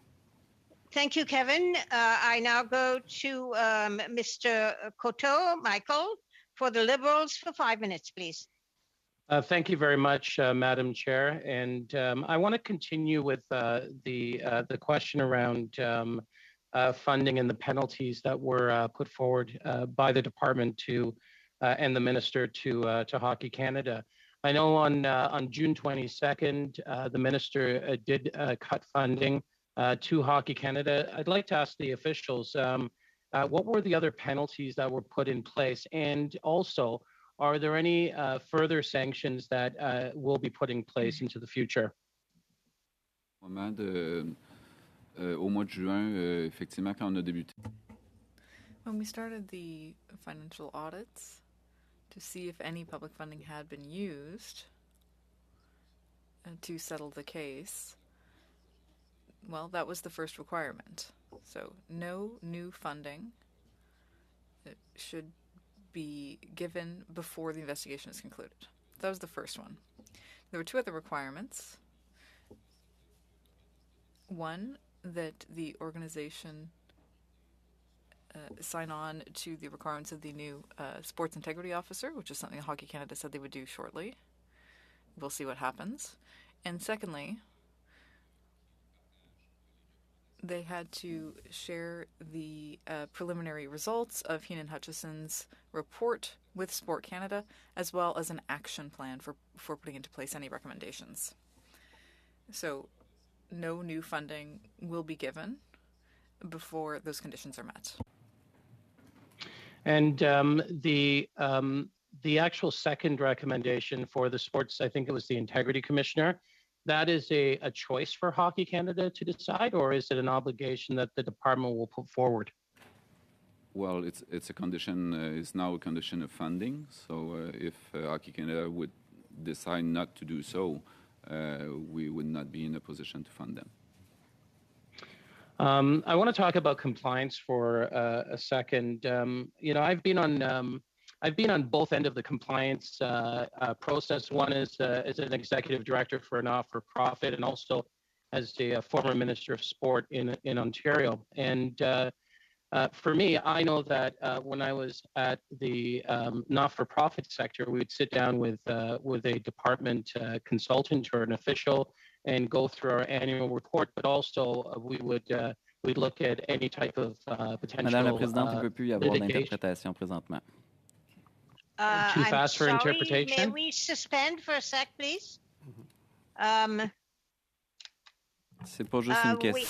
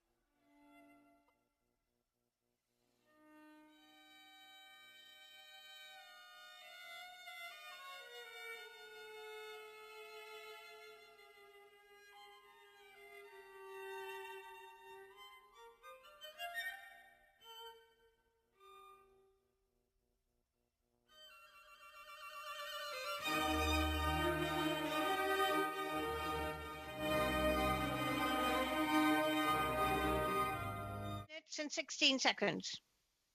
Okay, so as I was saying, compliance was something that I've seen from both sides of either the funder or the actual recipient.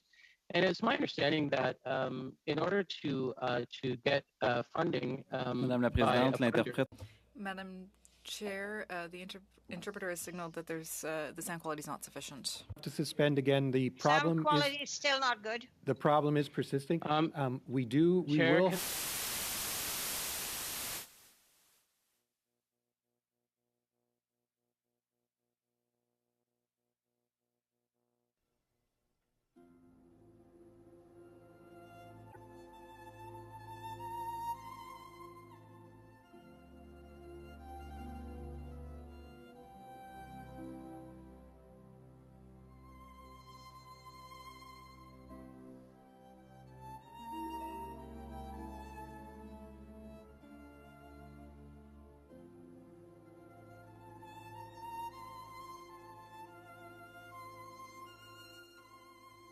Merci. Thank you, Madam Chair.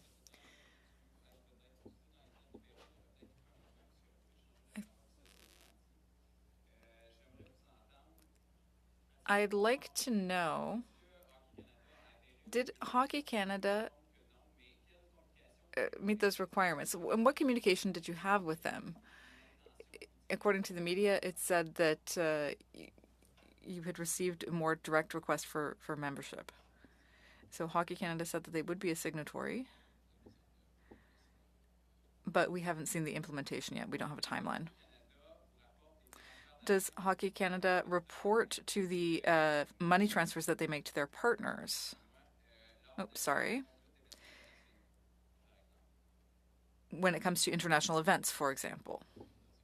Well, in the financial reports that we receive, they deal with the money that we give to the organization and the budgets that they get. So I don't know what other money transfers you're referring to, but what we get reports on is just our funding to them. Are you able to check whether national funding could have been given to the Canadian National League, for example?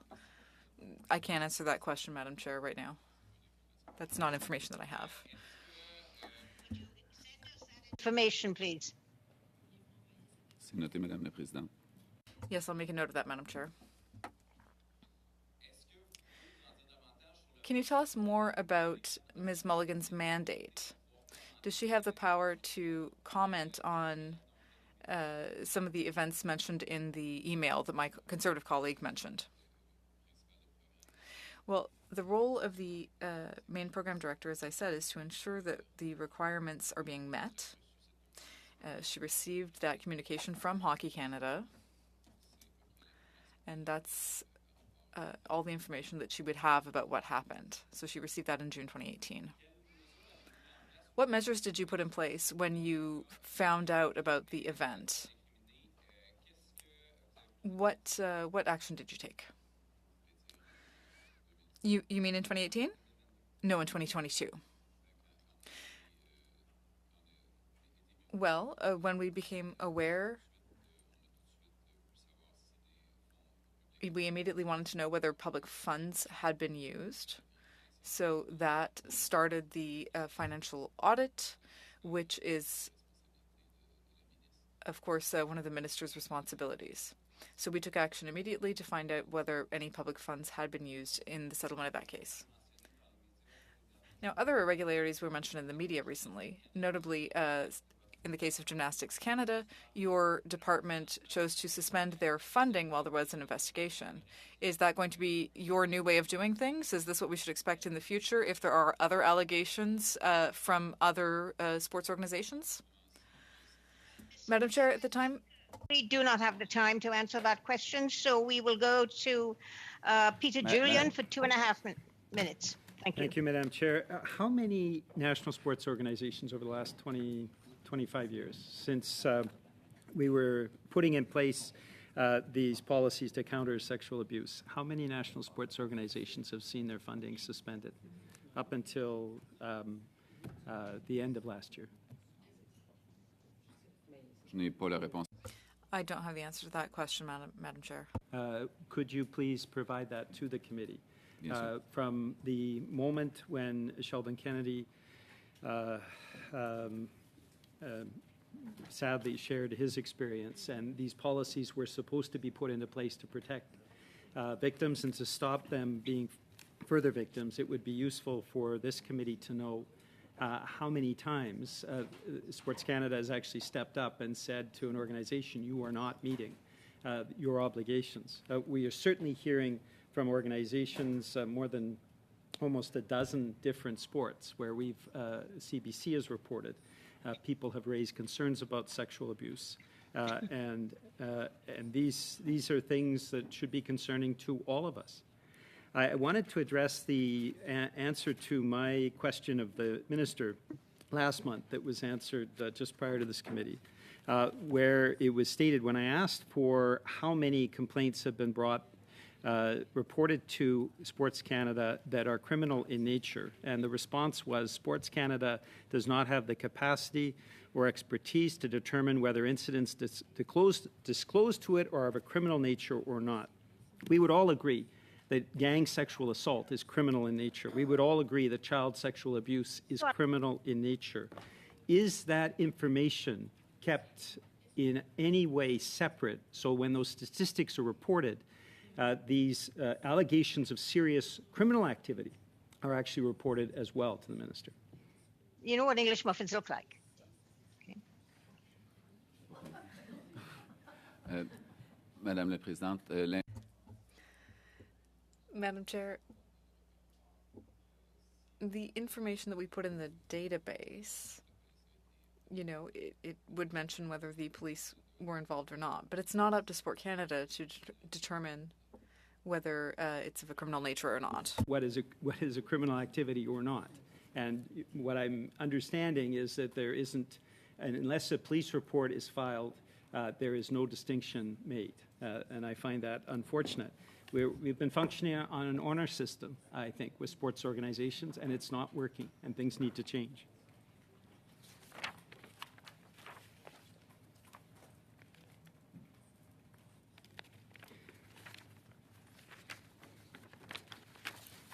Madam Chair, if you want me to ask more questions, I certainly will.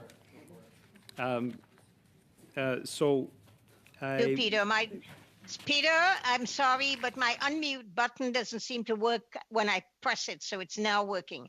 No, I think we actually are finding that we don't have room for, in a 1 hour questioning session, to do the last two Conservative and Liberal members. We just have to go with a one round with just ending with Peter Julian, because we are now at 9:59, which means I'm talking about Vancouver time. We're now at 12:59. We need to start with the minister in 1 minute. So we do not have room for the last two questioners.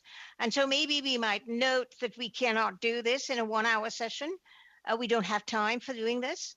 So you may want to decide who's going to ask questions amongst you when we get into the ministers. Thank you very much to the officials from Sports Canada for coming in today and answering our questions. And I'm going to suspend the meeting until we begin with the last hour, which is with Minister Solange and her officials. Thank you.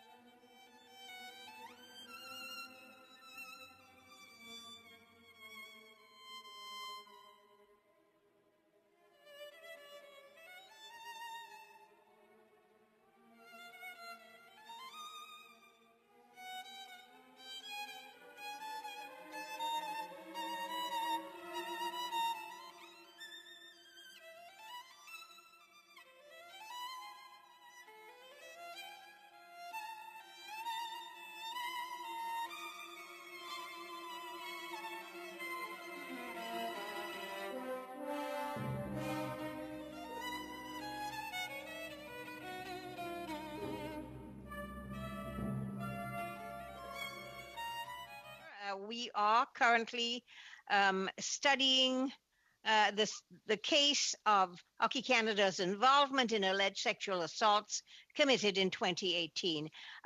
Present, we have the Minister, the Honourable Pascal Saint-Onge, Minister of Sport, and the Department of Canadian Heritage, Emmanuel Sajou, Assistant Deputy Minister of Sport. So now we will begin with the Minister. Thank you, Minister, for taking the time to come. I know it's been very difficult for you with all the things going on. And so I would like to ask you to begin your presentation for 6 minutes, please. Madame la Présidente. Madam Chair, members of the committee, good morning. I'd like to start by recognizing the athletes and advocates for safety in sports who are with us today. A little over a month ago, I appeared before this committee to tell you about my deep indignation and to help shed light on this sordid story. What was revealed on May 26th was not only shocking, but it was also symptomatic of a deeper social problem. I'm speaking here about the culture of silence and the banalization of sexual violence against women. Today, I am still angry. I share the anger of Canadian families who want to see accountability from Hockey Canada, who want to see things change for good. However, our level of trust in Hockey Canada is extremely low now. Since they appeared on June 20th, troubling news has been revealed. Allegations surrounding another allegation of rape from 2003 and the existence of funds dedicated to managing sexual assault cases. These revelations illustrate a deep, toxic culture that allows people to act with impunity. What will we discover next week or next month? I don't have the answer, but I know that many people are concerned.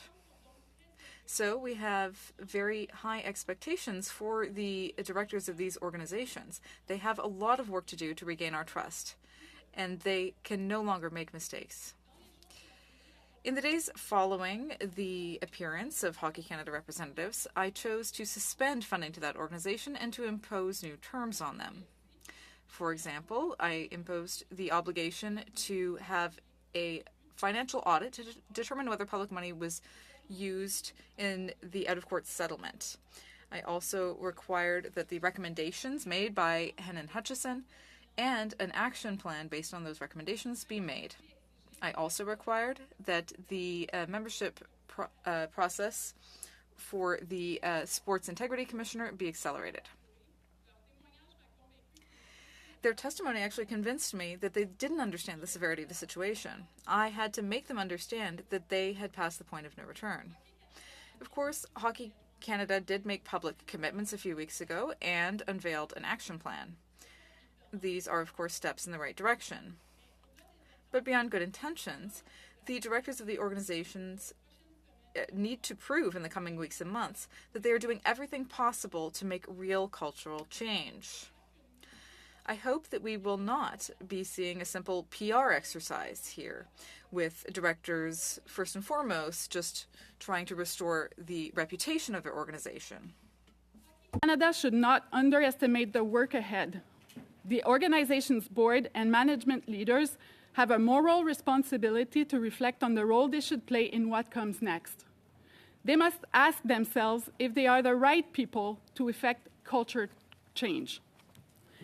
Is this group of leaders adequately equipped to carry out a system-wide change? Is there enough diversity in decision-making roles to drive change?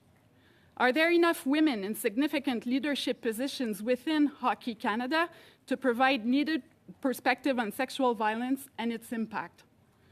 Hockey Canada should be asked all of these questions. The nature of their answers will determine the credibility of the organization and the level of seriousness that they propose to take in their next steps. Hockey Canada must also take this situation as an opportunity to make a fundamental shift on the underlying violence in the sport, including issues such as racism, concussions, or fighting on the ice. Canadians expect Hockey Canada to behave differently, and it requires leadership capable of doing so. Hockey Canada, the whole country is watching. Le mois prochain. Next month, the World Hockey Championships, Junior Hockey Championships will happen. I have a message for the players. What happened in 2003 and 2018 must never happen again. I will say it here if necessary. As Minister of Sport, I encourage you to aim for excellence, not only on the ice, but off the ice as well. Young players from all over the country will be watching and looking to you as their inspiration in the game. Entire families and communities with a passion for hockey will be there to support and encourage you. Make them proud. Be the role models they deserve. Above all, give the public, and especially women, what they expect from you. Respect. Members of the committee, Madam Chair, thank you for your attention. Thank you very much, Minister. And thank you very much for your very passionate statement. And now we're going to go to the question and answer period. And the first round is 6 minutes. And I begin with, for the Conservatives, Richard Martel. For 6 minutes, please. Merci, Madame la Présidente. Thank you, Madam Chair. Your department was aware of the allegations. So how is it that you were made aware of these allegations by Tom Rainey much more recently? Well, some explanations were provided earlier by Sport Canada. Now, the first time I appeared, I gave some answers, but I will reread the information that was given to Sport Canada in 2018. Hockey Canada held a golf and gala for their national junior men's hockey team. Alleged sexual assault happened after the golf portion of the event. Involves member of the national junior. Excusez, Madame Saint-Onge. I'm sorry, Ms. Saint-Onge, or Minister rather. I don't need you to reread all of this. I just wanted to say that I was surprised that your department didn't inform you. If your department was aware of the allegations of sexual assault from June 2018, and the department knew that there was a cultural change that needed to happen, how is it, first of all, that there's still no program within your department to deal with this situation? Well, I think it's not correct to say that there is no program to deal with the situation.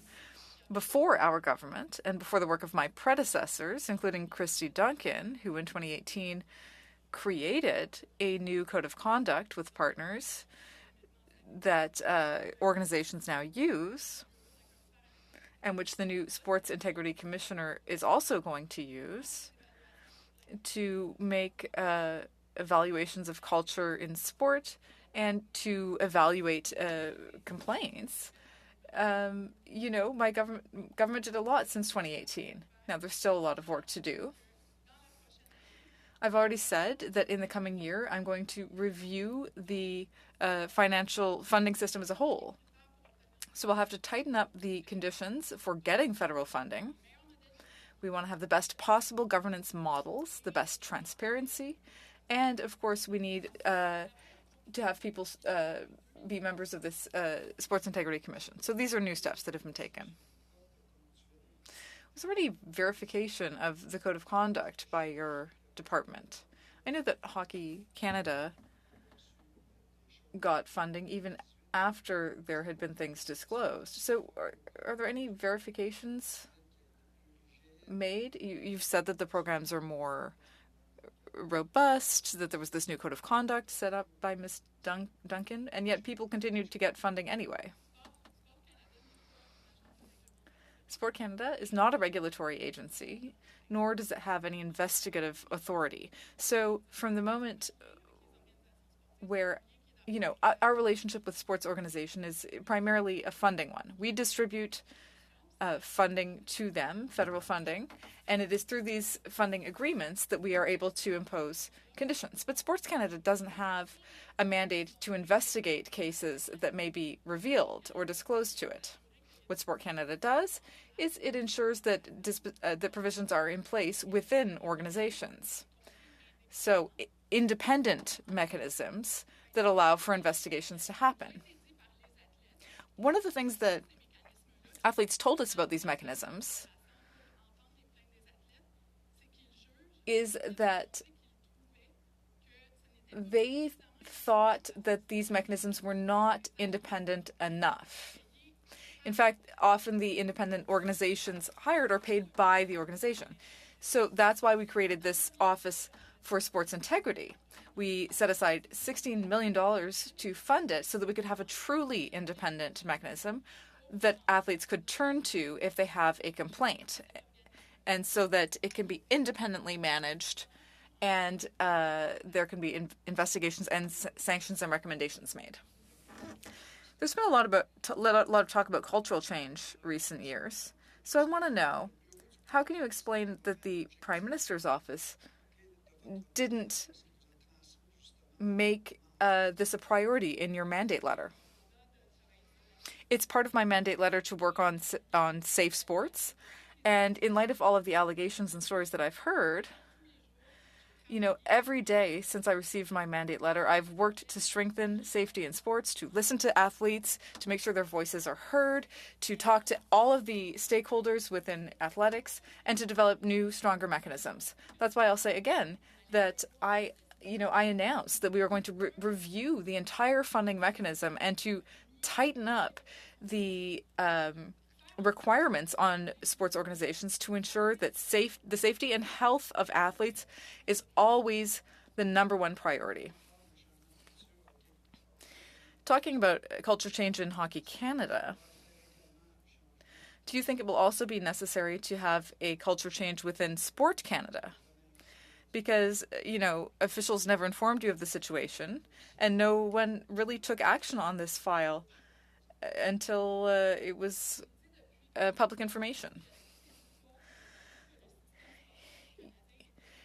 I knew when I came to office that there was a crisis and that we need everyone within the sports world to make the necessary changes to ensure that athletes' health and safety is a priority.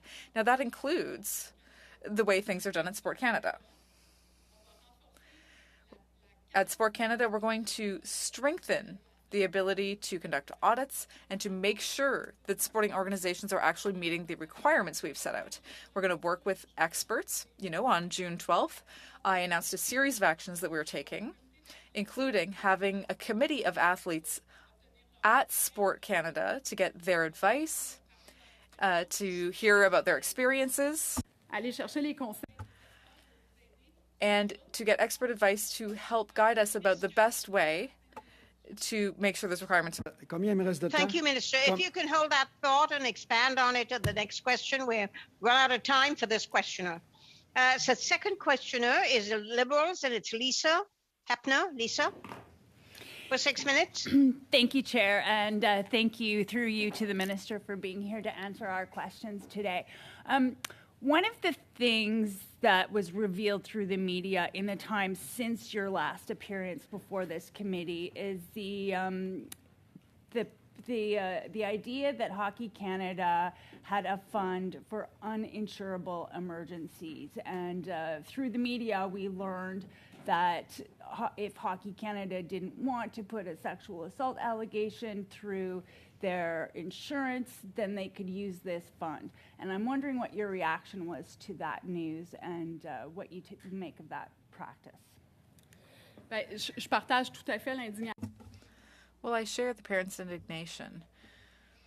There are enrollment fees that went to pay for that. So that's something I learned. I learned that through the media. I think that Hockey Canada has an obligation to be transparent to the people who are giving them money, whether that's the parents of, children who play hockey, or sponsors, or the Canadian public through federal funding. So that's why I also asked for a financial audit to make sure that no public funding went to cover up this affair. Thank you. You mentioned this a little bit in your opening statement, but can you describe for us your reaction to Hockey Canada's reaction to the news and the committee's work here and the steps that Hockey Canada is going to put in place or says it's going to put in place to address these cultural issues? Je pense que c'est un pas dans la... I think that it's a step in the right direction to have a plan. But this isn't the first time that we've heard, good intentions from Hockey Canada. And I think that there's still a lot of work to be done before Canadians can decide whether those changes are really happening within Hockey Canada. It's the time for action now. And the question everyone's asking is, did the people who were in power then, who were in charge of managing the situation, are they the right people to implement the action plan that they've put forward? Personally, I think we need more diversity around the decision-making table if we really want to see changes made at Hockey Canada. And can you clarify, as soon as you learned of the allegations, you froze the funding to Hockey Canada. I'm wondering what other power you have as minister to act against allegations of wrongdoing. What sort of levers can you pull to take action?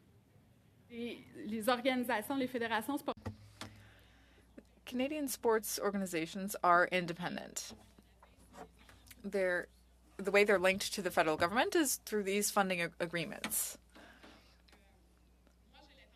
So I intend to use my leadership to call for change. And I intend to use these funding agreements to strengthen the conditions imposed on sports organizations that receive federal funding. And I'm hoping that leads to better governance practices, better preventive programs and education around sexual assault, and to have better accountability too. Since the Hockey Canada allegations have come out, you've also heard from other sports organizations. Can you reflect on whether the culture problem is exclusive to hockey? Is it more widespread? Is hockey particularly different from other national sports? Je pense que I think that since I came to office, there have been at least 8 letters from different sports organizations that have been addressed to me that have to do with sexual abuse, mistreatment, or questions relating to misuse of funds. And I didn't hesitate to say that sports in Canada was in crisis and that we had to ask serious questions about the priorities of these organizations. We know that performance is often their priority and the health and safety of athletes come later. So that was the observation that I made. Now, Hockey Canada is an organization that is particularly powerful. It is our national sport, and it's a sport that is very masculine. It's very male-dominated. The men's teams take up a lot of the focus of Hockey Canada, and the particularly problematic cases that we've heard about from 2003 and 2017 indicate that there are specific actions that need to be taken by Hockey Canada to fight sexual violence and to fight this culture of silence that exists. Just quickly, I heard a reference that Canadian women's hockey could have been... I've got 20 seconds, right? Canadian women's hockey could have been better funded had a separate fund not existed for uninsurable claims. What do you make of that? I think questions should be asked to Hockey Canada about their financial management, about the importance that they place on women within their organization, and also about Paralympic sports. So it's not just the men's team within Hockey Canada, and there does need to be accountability on these important issues. And les partenaires dans la suite des choses. Thank you. Mr. Lemire for 6 minutes. Merci, Madame la Présidente. Thank you, Madam Chair. And I do just want to follow up that you're acknowledging the women's team, and I think that that more decision making should be made by and about women within Hockey Canada. So thank you for your testimony. I'd like to know, are you satisfied with the way that Sport Canada and your department managed the disclosure of the cases and the way that they were revealed to you? I think it's possible to do better. And when I say that everyone within sports in Canada needs to rethink their way of doing things, I think that also includes Sport Canada. That is work that we are undertaking with the Deputy Minister and officials. There is a desire to improve things and to improve the objectives and conditions that we give to sports organizations. Again, Sport Canada is not an organization that has the power to investigate. But we do need to have more tools. We do need better resources to be able to make sure that objectives are being met. In terms of what you did with Hockey Canada and Gymnastics Canada, do you generally wait for investigations to be concluded before funding continues? What will be the way you do things in the future? Well, for smaller sports organizations, funding can have a big impact on them. And so you don't want to make those decisions lightly. I think that there are ways of better monitoring organizations and their processes and doing verifications and audits to make sure that they're following the correct processes and that the athletes are being heard. So that's why we created the Office of Sports Integrity, because we want it to be a truly independent system. Everyone has a role to play in ensuring that our athletes are safe. Based on what we've heard in recent days and weeks, do you think that changes are meeting the requests of athletes and their families? Is there, for example, a database of cases or a way of monitoring this? Well, the Sports Integrity Commissioner does have a mandate to investigate, does have investigative power. Now, that won't replace the traditional courts for criminal cases, for example. But if you look at cases within sports, there can be sanctions if there are cases of assault or mistreatment. And there can be investigations. Now, this is a new mechanism that never existed in Canada before. This just started on June 20th. And Ms. Pelletier is the new commissioner. She's someone with a lot of experience who comes from the sports world, who's also a lawyer, and who has made athletes' safety a priority. So we need to give her the time to settle into the office and do the first investigations. Then if there's a way of improving the process, we'll do so. My concern and my mission is to make sure that the mechanism is effective and to make sure that athletes feel that there is a safe space for them to go to if they do have a complaint. And I think what we want to avoid is that, an organization knows about complaints, but it remains on ice because they don't have the information that's necessary. Now, if Hockey Canada doesn't show a true desire to change things, how far would you go to end this toxic culture of silence in Canada? Well, there are legal verifications that would need to be done. As I said, our relationship with sports organization is primarily a financial one. There are funding agreements that link us. So it's essentially a contract between stakeholders. So my powers are to intervene directly with Hockey Canada are certainly limited. However, based on recent events, I suspended funding to Hockey Canada, and the sponsors followed. And there was also a lot of public pressure. So I think that Hockey Canada is accountable to the public, to players, athletes, young people who play, and their parents. And all of these people have very high expectations for Hockey Canada. I'll say it again, the directors of Hockey Canada can no longer make any mistakes. They're being watched. They can't do the things that they did in the past. In other words, just issue a report but not implement recommendations. Now, do you think that the Canadian Hockey League, which is different from Hockey Canada, should also be subject to the new rules concerning funding? Because, of course, there is money transferred between the leagues. So there's a lot of work that needs to be done at every level to ensure that there are independent mechanisms to respond to athletes' concerns and complaints.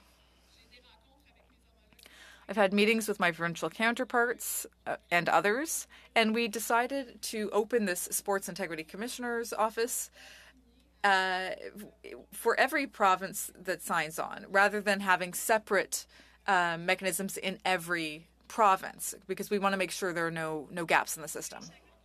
Est-ce que vous avez Did you set a timeline for resuming funding to Hockey Canada? We're going to wait until we're satisfied that the conditions have been met. And to conclude, that concludes that Madame, mon 6 particular minutes n'est question. pas terminé. I don't believe my 6 minutes is up. I've been timing. À chaque fois que je prends la parole, vous intervenez. Every time I speak, you intervene, and I think there was still time left. J'ai le temps d'une dernière question, je peux la poser? Can I ask a final question? Il me restait 15 secondes. I have got 13 seconds left. Can you tell me what your timeline is, please? Il me restait 15. I have 15 seconds. Madam Chair, it's the clerk. I had about 13 seconds left. Bon, encore All right. If you can ask a question and get an answer in 13 seconds, Monsieur Lemire, Merci. go ahead. Thank you. So what message do you want from Hockey Canada? You know, what do you want them to say to the potential victims who are afraid? Well, I encourage them to do everything to break the culture of silence and to ensure that victims and witnesses also feel free to come forward with complaints to police or to other investigative bodies. Are you expecting any kind of public action or gesture? Well, I encourage people to speak out to end sexual violence. Thank you very much. That's the end of the round, Mr. Lemire, and I will now go to Mr. Julian for 6 minutes, please. Merci, Madame. Thank you, Minister, and thank you for your testimony. I think it was very sincere. I know that you approach these issues with a lot of sincerity, but it takes more than that to end the crisis.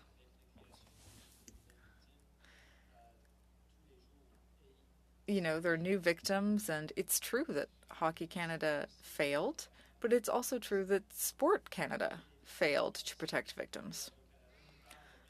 Radio-Canada talked about a dozen different sports, you know, hockey, but also soccer, gymnastics, wrestling, track and field, and many more. The reality is that there's a crisis, and there are new victims of sexual assault coming forward. This shouldn't be allowed. Sport Canada should have taken action years ago to ensure that funding is always linked to very strict conditions. Now, there are all of these victims, and Sport Canada wasn't enforcing these processes. There are 60 organizations or so, and they should be made to respect those conditions. Well, first of all, I want to recognize the courage of everyone who came forward with allegations of sexual assault or abuse from the entire athletic world. We've heard these stories at the local, provincial, and federal levels. So I want to thank those people for having spoken out. And I seek every day to make sure that their voices are heard. Since I came to office, I have worked for them to strengthen the system and to ensure that people take action to end this culture and to ensure that the health and safety of athletes is a priority. I will continue to do that work. Now, you have certain powers, including funding powers. But I think Mr. Lemieux's question was very relevant. You know, you said that there would be legal verifications before you could sanction Hockey Canada. Have you looked into what the steps would be? I don't know what my ability would be to do that. Legal inquiries can be made to see if it's possible, but my question is, are you doing those legal verifications now? Currently, I have not made a request to look into that to see whether we could put Hockey Canada under guardianship or under trusteeship, rather. And, well, if Hockey Canada does not respond with transparency and accountability as you've requested, is it your intention to look into whether it would be legally possible to put Hockey Canada under trusteeship? I would be willing to use all of the tools at my disposition to change the culture at Hockey Canada. So if we're not satisfied, and, you know, I want to thank the committee for doing this study. The work that you're doing is extremely important, and I will use all the tools at my disposal to end this culture at Hockey Canada and elsewhere. Thank you. We spoke earlier with officials from your department about fighting harassment. This is something that came out of the sad case of Sheldon Kennedy. You know, for the last 25 years, sports organizations have been supposed to have independent officers to fight harassment, so that if there are cases of abuse, there can be complaints made. Today, we learned that there was never any verification by the department of these processes. Is it your intention now to verify the processes of all organizations and the information provided by all of these organizations, so that this is no longer working on an honor system, but working on facts? You know, so that you can say, if you don't know what we expect, you won't get funding. That's part of the discussions that we're currently having with the directors to see how we can strengthen Sport Canada's powers to be able to do those, to do that monitoring. Now, there are new ways of doing those verifications now. On June 12th, I announced that I would be seeking expert advice to ensure that what we're doing at Sport Canada is the right thing, and that we're developing the right procedures and mechanisms to do the necessary work, and to ensure that this doesn't just work on the honor system. You know, we need to be able to actually verify by speaking to athletes or coaches or other directors. So we need to ensure that Sports Canada can ensure compliance. Do you intend to ask for more resources at the same time? Because the work that you're talking about doing is very important, but it would take more resources. Out of time? You're out of time? I'm sorry. If we want to get a full round in the next round, we have to be crisp, and I will be stopping you in your tracks when you speak over time. Okay, so we're going to go to the second round, which is a 5-minute round, and we begin with Kevin Waugh for the Conservatives. Thank you, Madam Chair. I'm going to share it with Mr. Martel. But first, Minister, you talked about Hockey Canada. I'm going to give you this. I think Sports Canada has to share the blame. The person to the right of you knew what happened June 26, 2018, and did nothing. You can point fingers to Hockey Canada all you wish. I'm pointing fingers at Sport Canada. They could have stopped this. Yes, you pulled the funding in 2022 in June. I think the person to the right of you should have directed the minister in 2018 to do something, and wasn't done. Sport Canada needs to own this as much as Hockey Canada, as much as gymnastics. Canadians are looking for leadership from Sports Canada. And quite frankly, from that memo that I wrote, or that I read, from Glenn McCurdy to his staff of Hockey Canada, they haven't seen any leadership from Sport Canada. I want you to comment on that. Well, les informations que The information that Sport Canada received in 2018 were that there were an allegation of a sexual nature, but we didn't have the details that came out in the media later. The nature of the allegations and the nature of these events, Sport Canada did not know the scope of what happened in 2018. We got minimal information. Now, Sport Canada doesn't have the power to investigate, and especially not with criminal allegations. Sport Canada had been assured that the police was investigating into those allegations. So the interim report from Heinen Hutchison, have you seen the report? Because that is one of the conditions Sport Canada has. They need to see that interim report that was never so-called finished. Have you seen it? Because that's part of Hockey Canada's checkbox, if I can say, to get their funding back. Have you seen the interim report? No. No. I haven't seen the interim report. We requested the recommendations and they plan to implement them. All I've seen to date is 6 points on recommendations that were provided, but I haven't seen the report. Well, Hockey Canada, released their statement yesterday, and it's long overdue. They promised years ago that they were going to change the culture.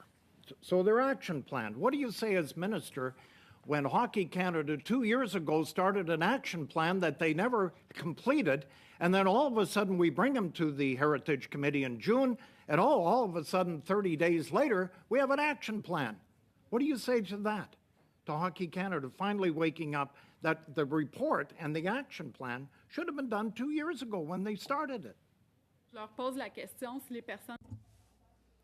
So I would ask again if the people who are in power now, who were in power then, are the right people to implement those action plans and to ensure that everyone, implements the recommendations.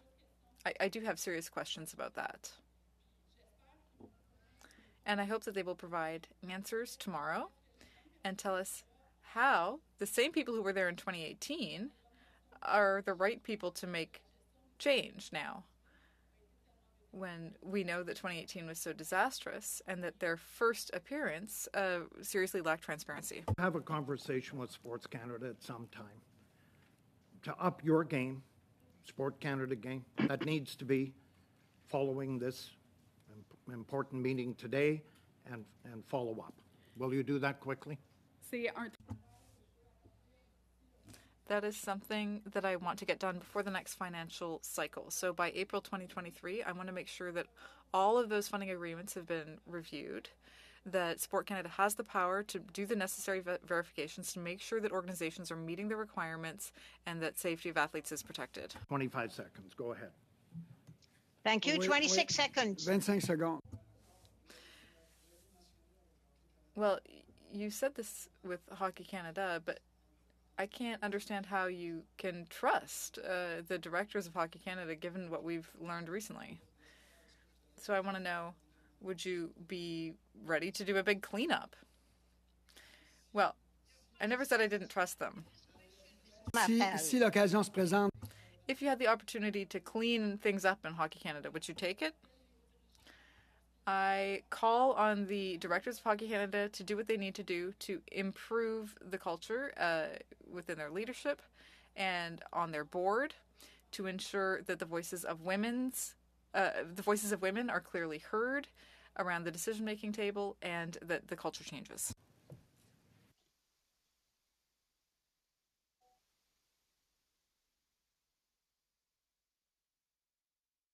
Thank you very much. And I'm going to go to the next person, and that is for 2.5 minutes.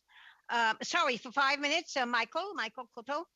Thank you, Chair. Thank you, Chair. And I just want to start by thanking. Excuse me, Michael. Michael, I just wanted to say that it would not only be 5 minutes because you lost your 2.5 minutes before that. So I'm going to give you 7.5 minutes. Well, thank you Madame very la much. Présidente, je suis pas d'accord avec ça. Absolument. Madam Chair, I don't agree with that. Madam Chair, because of technical difficulties, Mr. Coteau was not able to finish, and we told him that he would come back and make up that time. That's only fair in my book. Thank you. Cette partie de la rencontre. That part of the meeting concluded. We're now in a new section of the meeting, a new panel, and so he shouldn't get the time back. Madam Chair, thank you so much for your generosity, but 5 minutes will be fine. I appreciate the generosity. Thank you. Minister, I just want to say, I want to start by saying thank you for your testimony today and the acknowledgement of the crisis in sport across this country, but acknowledging issues in addition to sexual violence, but issues around racism, issues around equity, but we also know there's issues around mental health in sport. And you know, I got to see a glimpse of the complexity of this sector myself when I was the minister responsible for sport and for the delivery of the Pan Am Games back in 2015. It was astonishing how the extent of responsibility and the complexity of sport organizations, not only the challenge of jurisdictional pieces, but also holding organizations compliant based on the fact that a lot of their funding does come from outside of government, and a lot of money flows from many different places into these organizations. But make no mistake, we know that governments have tools, and the minister has tools to ensure that organizations are doing what's best for the folks that they serve. So, Minister, my question to you, what is your next move to ensure that organizations, sports organizations in our country are transparent, that they're accountable, and these organizations follow what we see as the best pathway as Canadians to ensure that we can raise the next generation of athletes in a very, I would say, in a way that we as Canadians would be proud? What's your next move? Well, the first thing would be to make membership in the Sports Integrity Commissioner's Office mandatory for all federally funded sports organizations. And the reason we're doing that is so that athletes have a place they can turn when they have a complaint, so they can explain the situation, and they can know that professionals will investigate and either impose sanctions or make recommendations. All of this is in the goal of improving sports as a whole,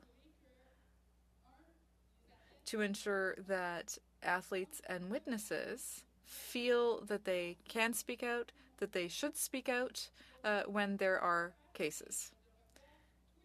The other thing is we're going to entirely review the funding system. As I said, this is my main link with sports organization. It's these funding agreements. And we're going to strengthen the requirements in terms of governance, transparency, and accountability for funding requirements, so that when there are recommendations made by the Sports Integrity Commissioner, that those are actually put in place and we see actual results. Thank you. Back at the end of March, you acknowledged that there was a crisis in sports in this country. You know, at the end of the day, we're all here to ensure that we create an environment that allows young people to excel in sport. You go to any hockey arena, any soccer field, and you watch young kids, young men and women play sport, you can see that there is definitely a disconnect between what they're feeling and the complexities that we can build within systems. What does the future look like to you, Minister? And if you had anything to say to those young athletes in this country, what would you say to them directly? Le sport devrait être une expérience. Athletics should be a positive experience for young people. My message to all young people and their parents and, the coaches and everyone who's part of athletics in Canada is when you witness something, you need to call it out. You can no longer remain silent when you witness an event like that. We all have a responsibility to end this. We need to ensure that our children and the athletes who operate in Canada have a good experience and really benefit from everything that sports can provide in terms of mental and physical well-being and personal development. And I would also call on the leadership of these sports directors, because the way that those people behave, the way that they, call out these cases can transform the culture. And that is also going to be really important for the future. Thank you, Minister. That's it. I'm sorry we ended that particular section. I'm going to go to Mr. Lemire for 2.5 minutes. Please. Madame Larouche. It'll be Ms. Larouche. Please. Thank you, Madam Chair. Minister, we spoke last June, and what struck me at the time is that, Hockey Canada talked about really kind of banalizing or making incidents of sexual assault seem banal. And I really wonder about their desire to change. Based on what we've heard today, does Sport Canada see this chasm between the ideals and the ability to really change? I hear what you're saying.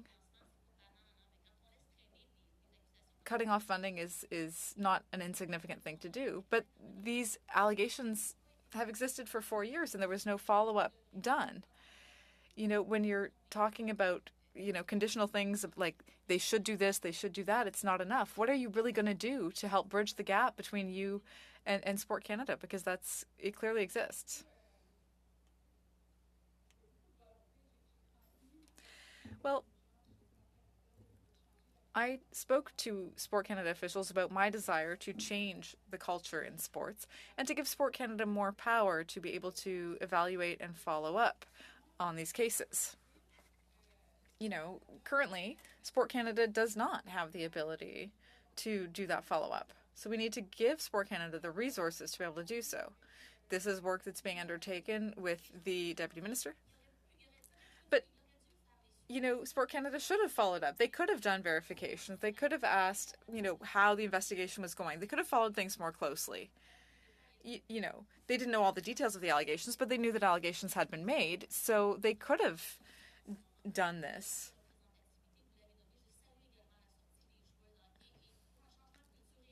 If we really want to see culture change from this, toxic masculinity, we need to have more women on the board to represent their point of view. I don't think this should be allowed to happen again. We can always do better. So once again, what tools do you need to give to the people who are there? If you really want culture change, what action do we need to take to make sure that these people are accountable? Because clearly there's a lack of accountability at Hockey Canada. So how do we change that culture? Ms. LaRouche, we need to finish this question because we've run out of time. And I think maybe the minister can try to fit it into somebody else's question for her. The next person is Peter Julian for 2.5 minutes, please. Peter, begin. Thank you, Madam Chair. 2 questions to you, Madame the Minister. First off, you were kept in the dark after you became minister. You were not informed by Sports Canada about these serious allegations. Have you directed staff at Sports Canada to keep you informed anytime there are allegations of criminal activity? I'm talking about sexual assault, sexual abuse. Have you directed now to be informed when those cases come forward? And my second question is around the National Equity Fund. Are you aware of how many of these national sports organizations have actually put in place funding to compensate victims rather than putting in place every measure to prevent further victims? How many of the 60 organizations have that? I asked Sport Canada to be better informed about these disclosures. I don't have the information about the number of sports organizations that have such a fund. I don't know if you have that information. If you don't have that information, could you furnish it? We can undertake to provide this information for sure. That would be very helpful information on that. And you've also, I understand, Madame the Ministre, you are now going to be directly informed. No minister will be kept in the dark anymore about serious allegations of criminal activity, and I'm happy to hear that. That is important. I think it's fair to say victims have been let down. They've been let down by Sports Canada over the course of the last, I would suggest, the last few years, certainly, potentially the last couple of decades. And you are certainly standing with the victims. That is important. But I think it's also important to acknowledge that Sports Canada failed at its task of making sure that we have in place safe sports, safety for athletes who could be victims, but also safety for the general public who could be victims. Would you acknowledge today that Sports Canada fell short and have let down the victims over the course of the last few years?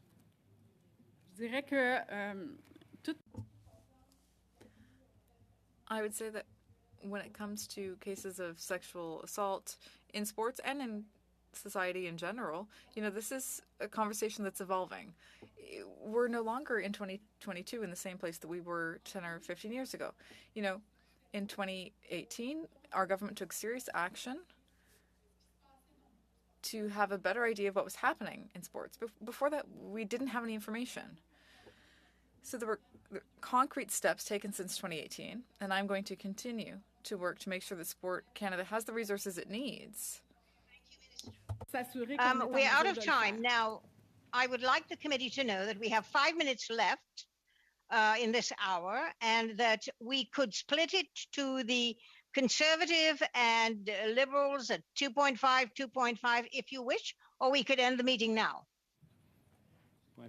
I would like to see anybody who does not wish to go 2.5, please raise your hand. All right, so then I will go to next for 2.5 minutes to John Nader. Thank you, Madam Chair. I want to follow up exactly where Mr. Julian left off, and it's the concept of accountability. I was exceptionally upset with Hockey Canada that no one took there was no accountability measures in place, but I'm equally upset that there hasn't been the same accountability with Sport Canada. The person to your right knew of these allegations 4 years ago, just 2 weeks after then Minister Kirsty Duncan made a major announcement about safe sport. But he didn't even see fit to ensure that the minister who just 2 weeks earlier had made this major announcement was informed of these very serious allegations. He spent 4 years in possession of this information and did not inform the minister's office and did not follow up. You made mention that you're not sure that the current leadership at Hockey Canada is the right individuals to carry on. But I question you, do you think the person sitting next to you is the right person to be leading change within Sport Canada when we have seen his failure and his organization's failure to follow up on these allegations? Where is the accountability within Sport Canada? Have you spoken to Sport Canada officials, specifically Mr. Roost, to say that what he did for the past 4 years was not acceptable and that you expect more from that organization? I would say that Sport Canada doesn't have the ability to investigate or to regulate. And cases like the one we heard about in 2018 from Hockey Canada, need to be dealt with before the courts. I recognize that Sport Canada needs more more tools to ensure that we can do that monitoring and we can ensure accountability from sports organizations. So yes, there is room for improvement, just as there is elsewhere, but we do have new tools now and new procedures. And Sport Canada did what it was supposed to do, which is to take note of the cases, but it didn't have the capacity to do anything about those cases. To investigate. You just mentioned they took note. They took note and wrote down a piece of paper, and nothing more happened with that. It was kept in a filing cabinet somewhere, and the Minister of Sport, who 2 weeks earlier had made a big deal about safe sport, wasn't even informed. They took note and then did nothing. That's not good for anyone in the sporting community. It's not good for individuals participate. It's not good for victims. And that's what happened in this case. They took note and did nothing. Will you acknowledge that that was unacceptable? They didn't even inform the minister's office. Those procedures absolutely need to be improved so that there can be better monitoring of the cases that are signaled to Sport Canada. And we're going to be getting the advice of experts to make sure that what changes between now and next April will allow us to better monitor that. Thank you very much, Minister. I now go to Tim Lewis for the Liberals for 2.5 minutes, Tim. Thank you, Madam Chair. And through you, I want to thank the Minister for being here today. In discussions with constituents and people everywhere, parents want to see change, and Canadians want to see change. We see that trust in Hockey Canada has definitely been lost. You've mentioned it a number of times, and we understand that Sports Canada is not a regulatory agency, that it's through funding agreements that we can impose these conditions. And we also see that suspending funding is a very strong lever to applying these conditions. I don't think anyone thinks it's a coincidence that since Sports Canada stopped its funding, private companies pulled their sponsorship funding from Hockey Canada, that it's only now that they're claiming to step up and do more to address the toxic culture. So if it takes a federal freeze on funds, a financial audit, corporate sponsors pulling their support, are you prepared to halt funding to other sports organizations if they're not complying to the funding conditions that are now put in place? Absolutely. One of the conditions that we're going to impose until now and April 2023 is that all national organizations funded through the federal government will have to sign off with the Office of the Sport Integrity Commissioner. And that is extremely important, and it's a major game changer in the whole sports system. And if they don't comply, they won't be receiving any money from the federal government. And that's one of the examples. But we're also going to look at the governance of the sport organizations and the accountability, and how at Sport Canada we can assess whether they have met the very strong and important criteria that they're going to be given in order to receive federal funding. And if they don't comply, they won't receive funds from the Canadian government. Very limited time, Minister. Maybe in closing, what would you say to encourage the bravery, the courage of someone who has felt abuse to come forward, and that their voice will be heard? Well, first of all, I want to tell them that their stories and their experience is what guides me every day in doing the job that I'm doing. So I want to salute their courage, and I want to thank all of the athletes and all of the victims that came out and told us their story, because without those stories, it's still the culture of silence. And that's exactly what needs to be broken. So we need to empower athletes in speaking out. We need to empower witnesses. And that's one of the reasons why the Office of the Sport Integrity Commissioner was created, so that there's a safe place that their cases can be assessed and addressed in a professional and transparent manner. And the most important criteria was independence. So I want to thank each and every one who came out and who are also helping us do our jobs today and improve the sports system.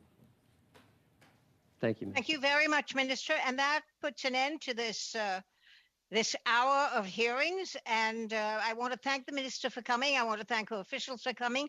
I want to thank all my colleagues for It's been a long, long haul, the number of hours we've done, although Mr. Housefather is sitting in the Mediterranean looking gorgeous.